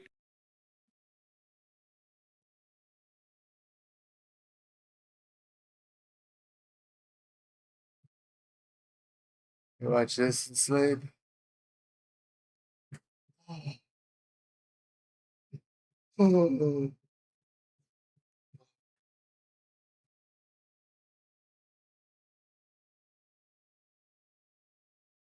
Do the British school experience. Okay, I'll do my experience. The old iPhone alarm drags you out of sleep like a fire drill, and you instantly feel disgusting. It's a damp, grey British morning that just reeks of potential learning. Your mouth tastes like you've munched on a carpet, hair stuck to your forehead, eyes burning like you've slept under a radiator. You put on the legendary uniform in that typical lazy neek fashion. Tie loosened into a fat knot worn low. Maybe you've got a clip-on tie, so you shove it into your blazer pocket until you arrive at hell. Shirt untucked to one side, because wearing the uniform slightly wrong is the closest thing you got to a form of independence at 7 in the morning. You throw your super dry jacket on top even if it's summer. This is your school equivalent of a Rolex. It is your armor. You check your phone. It's one of those old white iPhones with a crack in the back that looks like a spiderweb bukkake. Back in the good old days, people used to crack theirs on purpose sometimes just to drip dye into the glass so it looked custom. Breaking one of your most expensive possessions at that age for a form of social status just sums up teenage life. You've cracked yours by accident, but you still act like you fucking got one. Or you had this utter beast, a BlackBerry. You barely remember to brush your teeth in the morning, but your BBM pin, oh, that fucker's engraved into your frontal lobe. Spare battery for the BlackBerry chucked into your Gola man bag for later, and on the way to school you do the holy pilgrimage to the boss man shop. Unless you get the bus, I guess, but I've already done that and I'm not going back there. Because school's first lesson of the day is the local corner shop. You buy the typical 23p Emerge and a Freddo because the taste of battery acid gives you a sense of rebellion as well as ambition for the day ahead. Okay, you watch your fellow peers build their breakfast like it's an experiment. I hate that song. It's Someone's got a bucket of overplayed. Space It was good Raiders or fucking when I was a kid, Transformers, but and you remember those old school it's Echo overplayed. bars? Someone else is down in one of those bloody Boost energy drinks that taste like melted, statically charged Haribos. Probably gonna taste like weed. Let's give it a whirl. Tropical Lucasade is getting passed around like it's medicinal. Someone outside the shop is spray painting the floors and walls with their Turbo Tango. Can I just say, what an iconic beverage this was. Half of the crowd has the legendary yellow JD bags hanging off one shoulder, and the counterfeit Beats by Dre that were definitely bought in Marmaris, clamped over their ears like status symbols. Listening to Gob2 on Spotify because apparently he posts all of his videos early over there. Top line in the description. I would really appreciate it. Wrists are jangling with bloody shag bands. Blazer pockets are stuffed with bendy rulers, essentially the school equivalent of a shank. And there's always that one fat kid trying to do tech deck tricks on the wall like he's Tony Pork. If someone asked you what the typical British school starter pack was, you would answer something like cool maths games, a dodgy USB with portable Minecraft, Randor Fizz from the canteen, fake cola that tastes like vegetable matter, Prit sticks, smacking your mate with that stick that goes in the hot glue gun, stealing your nan's Amber Leaf 3-in-1 packet, the legendary wooden bench, the JD bag stuffed with a PE kit that you forgot to wash, Lynx deodorant sprayed so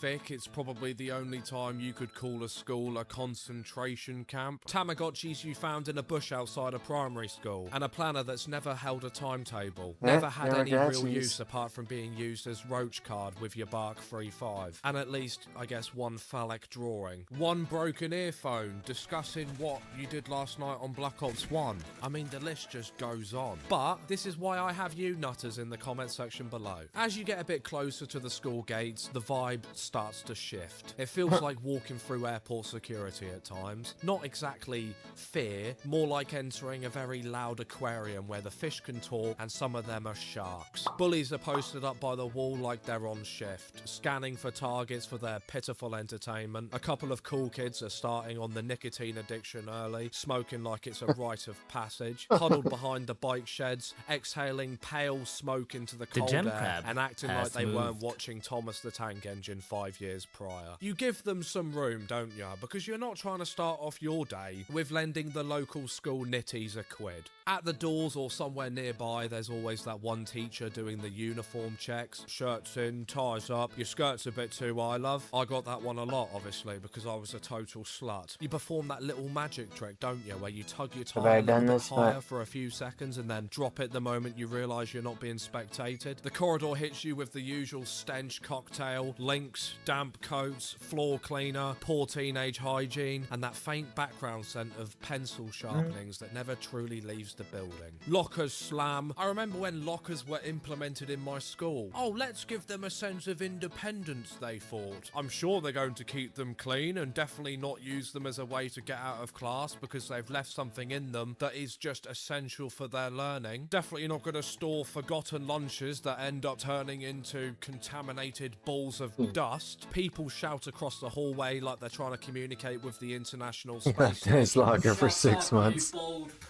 Smoking down and the shit. corridor trying to avoid the inevitable game of human pinball. It's truly magical, isn't it? The walls or notice boards are plastered with flyers, sports day, uniform warnings, no chewing gum, and the canteen menu flyers promising pasta king like it's premium grub. Form time means collapsing into one of those plastic chairs you're not allowed to lean back on, even though they've literally been designed to bend backwards, it seems. You're sitting there, your chair's on 2 legs, holding underneath the desk that's riddled with chewing gum that's been there since the 80s, almost like it's a fossil record of boredom. Assembly is the slow march into the hall that doubles as a school gym. Everyone walking into the hall makes the sounds of thousands of small rodents being stepped on, it seems. All due to that mass amount of effort put in by the school janitor. That's the only part of the school they seem to put any form of effort into. And along the walls and stacked across the room, you can see the Museum of Unused Equipment. Wooden benches are stacked up like a base on that video game Rust. Climbing frame is in the corner. Has anyone in their entire school life actually used the fucking climbing frame? I'll tell you what, it's the dirtiest tax write-off of all time. Is it because we don't have our stepladder qualifications? Or is it because we are permitted to have no form of fucking entertainment? And then you've got that relic in the middle of the hall, that one rope just dangling from the ceiling. Kind of feels like a metaphor, doesn't it? Yeah, this is what you'll need if you don't get your GCSEs, lad. I mean, I'm sure that's never been said, but that's how I'm sure a lot of us felt. The staff get the luxury wooden bench seating. Oh, and if you're in year 6, you might have the honour of sitting on it as well. If the staff aren't sitting on the bench, they're pacing up and down the front of the assembly hall like they're about to fucking command you into battle, scare us with their excellence. Bloody elevated, egotistical bellends. While you're sat there bloody cross-legged on the floor trying to pretend that your legs aren't going numb. The head teacher strolls around talking about standards and pride while we're sat there on the fucking floor. Everyone quickly adjusts their ties the moment uniform gets mentioned, and then you've got the different houses. Like we're at fucking Hogwarts. House points and the promise of a tiny little star on your blazer for being such a special little prick. Like an Oscar for entering puberty. Lessons start and it's like being dropped into multiple different realities every hour. Science just smells like gas and hot dust. I swear all the science teachers just smell of cigarettes. They're the only ones that do. You've got those big fuck off clunky goggles that are scratched so badly even Ray Charles could see more. The teacher explains safety and how you shouldn't mess around with certain things located across the classroom. They turn around and instantly you've got a little fascist there twisting the gas tap just enough to stink the entire room out. Later on you're in the workshop doing DT, that Tinder trap house that smells of sawdust and hot glue. And again, the second the teacher looks away, someone's tightening that big blue vice that you've got on the tables onto a pen just to hear it crack, allowing his teenage destructive thoughts to win once again.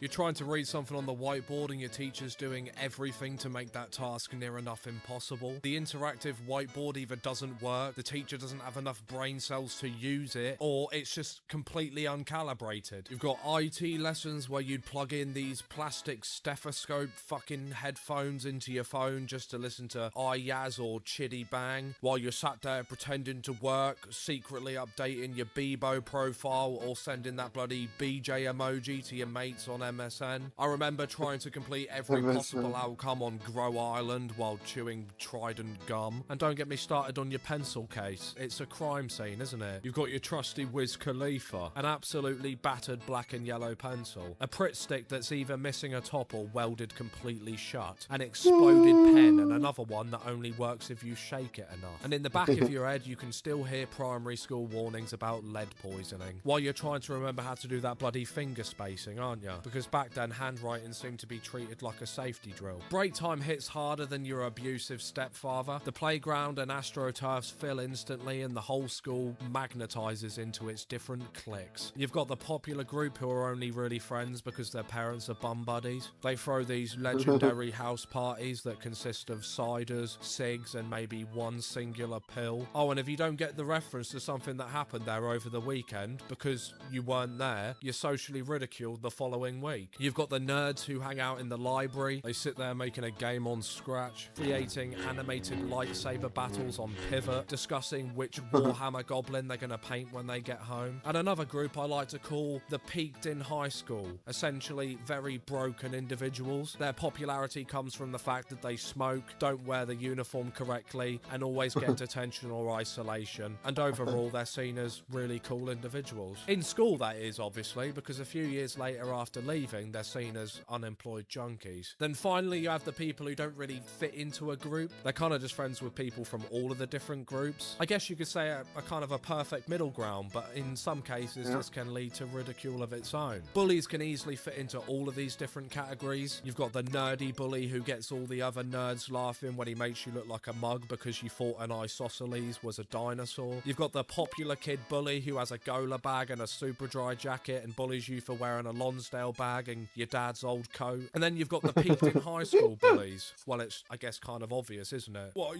you don't want to be an uneducated waste of space, mate? Oh, that's boring, that, mate. Fucking nerd. Oh, my parents don't love me, and I have a really bad, time with dealing with my emotions, so I'm just going to take out all of my insecurities on you because you seem like you're a lot happier, you fat cunt. As a new kid, you either never truly find your place and are ridiculed until you leave, or you have to lie your way into a position of popularity, telling everyone things that you did at your old school that definitely did not happen, but you know they have no way of proving otherwise. Or you're just this troublesome little twat who after 1 week of being there has decided to be the worst behaved kid in the entire school. Inevitably, you're kicked out for jumping on multiple teachers' cars. Yes, this is one story of something that happened at the school I went to. And yes, the bastard was absolutely massive. Somewhere around the school, you've got a game of slaps going on, a school fight being spectated by miniature Harry Hills, episode 47 of You've Been Put in a Headlock. Somewhere else, it's a game of knuckles. You're all laughing while your hands just sting and pour with blood, because apparently that's social bonding, isn't it? The smokers sneak into their usual spots, hands cupped around lighters like a cultish ritual. Bullies hover around the place like sharks, circling the younger kids or anyone who has a better parental upbringing than them. You queue at the canteen window for some food. Mini fucking pizzas. I don't know about you lads, but I just remember buying like 8 of the buggers and just, they were cooked so badly that you could just rip the entire top off them. You'd keep the bottom of 2 of them and make this big bloody sandwich. Oh my god, it was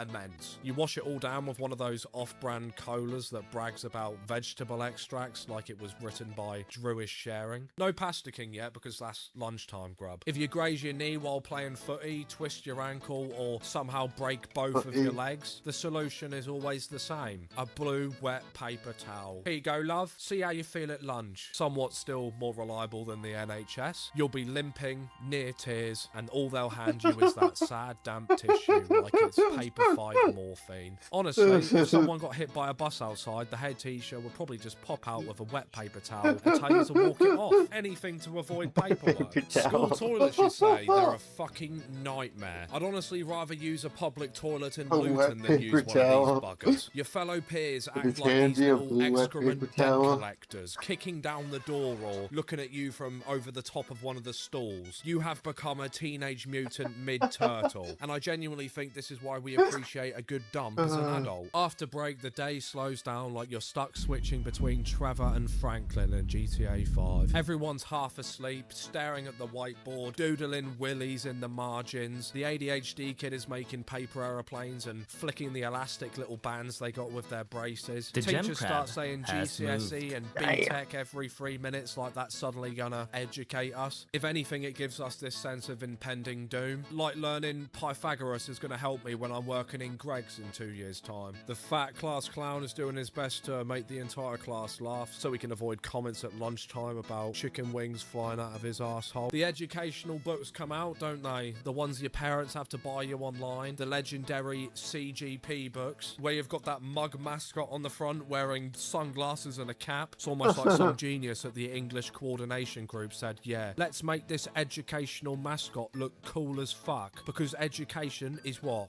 Cool. You flip it open and it's just full of forced bullshit and exam tips, and you sit there just highlighting random lines just so it looks like you're doing a form of revision. Underneath the desk, you're channeling your inner Wanksy, drawing phallic objects on your planner. Oh, and you can't forget the iconic graffiti S. Apart from that one classroom that's being taught by an inexperienced cover teacher, lunch is definitely the loudest part of the day. A chaotic shit show of trays, gossip, and food genocide. You grab a Pasta King portion because it feels like the closest thing to a hot meal, whereas the actual hot meals, well, it's just slop, isn't it? You sit down with your friends before your seats get nicked. Packed lunches get opened with a strange level of anxiety. Are you about to get bullied for your corned beef sandwich or go down a legend because you've got Billy Bear ham? You trade your lunch like your Minecraft Steve in a farming village, Space Raiders for a bite of someone's pasta, a Boost bar for a sip of tropical Lucasade, and you all sit there and complain about school while not realising the impending doom of adult life that lurks around the fucking corner. At some point during this, your mind drifts back to primary school. Primary was smaller, slower, and somehow a lot stickier. The best part of your day was glue. Not creating art, not sniffing it, just glue. Pritt sticks, big bottles of PVA, the little legendary white spatulas you'd use to cover your hands in glue just to peel it off like you're a disgusting little hormonal snake, showing everyone in your class the spectacle like you're Thomas Edison. The left-handed scissors were legendary, weren't they? A special pair that made you left-handed people a target, like you'd just chosen to be a difficult prick on purpose. Why did we commit GBH on our rubbers? I will never know. PE meant putting on these stompers, plimsolls, essentially Poundland condoms for your feet, then running around on wooden benches and dusty mats like you're in a CBeebies version of Takeshi's Castle. You're all grown up now. You've even got tattoos that look like they were made in Microsoft Word art. And then December arrives, and you had to become an actor against your will. The school nativity is a universal trauma bond. Tea towels on heads, tinsel halos shedding glitter into your hairline. I covered this in my Christmas video. I shall not delve into this again. The mental image says enough, doesn't it? I remember the whole school getting marched to church before you break up for Christmas. You sit in those lovely wooden pews, trying not to laugh at the phenomenon of what we like to call an echo, singing hymns like Silent Night, my personal favourite being Three Hairy Camels, while the adults act like this is the cutest and most holiest moment of your life. And all you're thinking about is bloody match attacks and if you circled enough in the Argos catalogue. Then there's the legendary tea towel portrait. You draw a self-portrait like it's the first time you've ever picked up a fucking pen. They print out everyone's Mona Lisa on these lovely white tea towels, and your mum still has it in a drawer somewhere, doesn't she? As if this piece of cloth belongs in a museum. Secondary school has its own weird rituals, don't get me wrong, but collectively, nothing makes everyone lose their minds like a good old-fashioned sports day. Suddenly, the house system that we spoke about in the start of the video actually has a purpose. You're in your colours, wearing your custom high school PE kit, screaming yourself hoarse for someone that you've barely spoken to in your entire school career. The head teacher is acting. I can't take fucking C Shanti anymore every fucking video. Oh my god, it's driving me insane. Holy fuck, dude, I'm gonna keep hearing in my fucking head, dude. Go.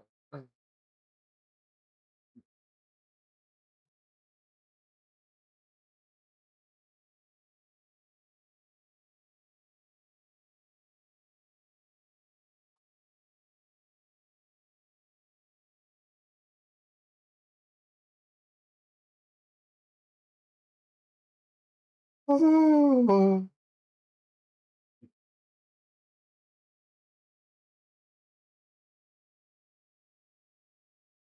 other games are taking over. No, honestly.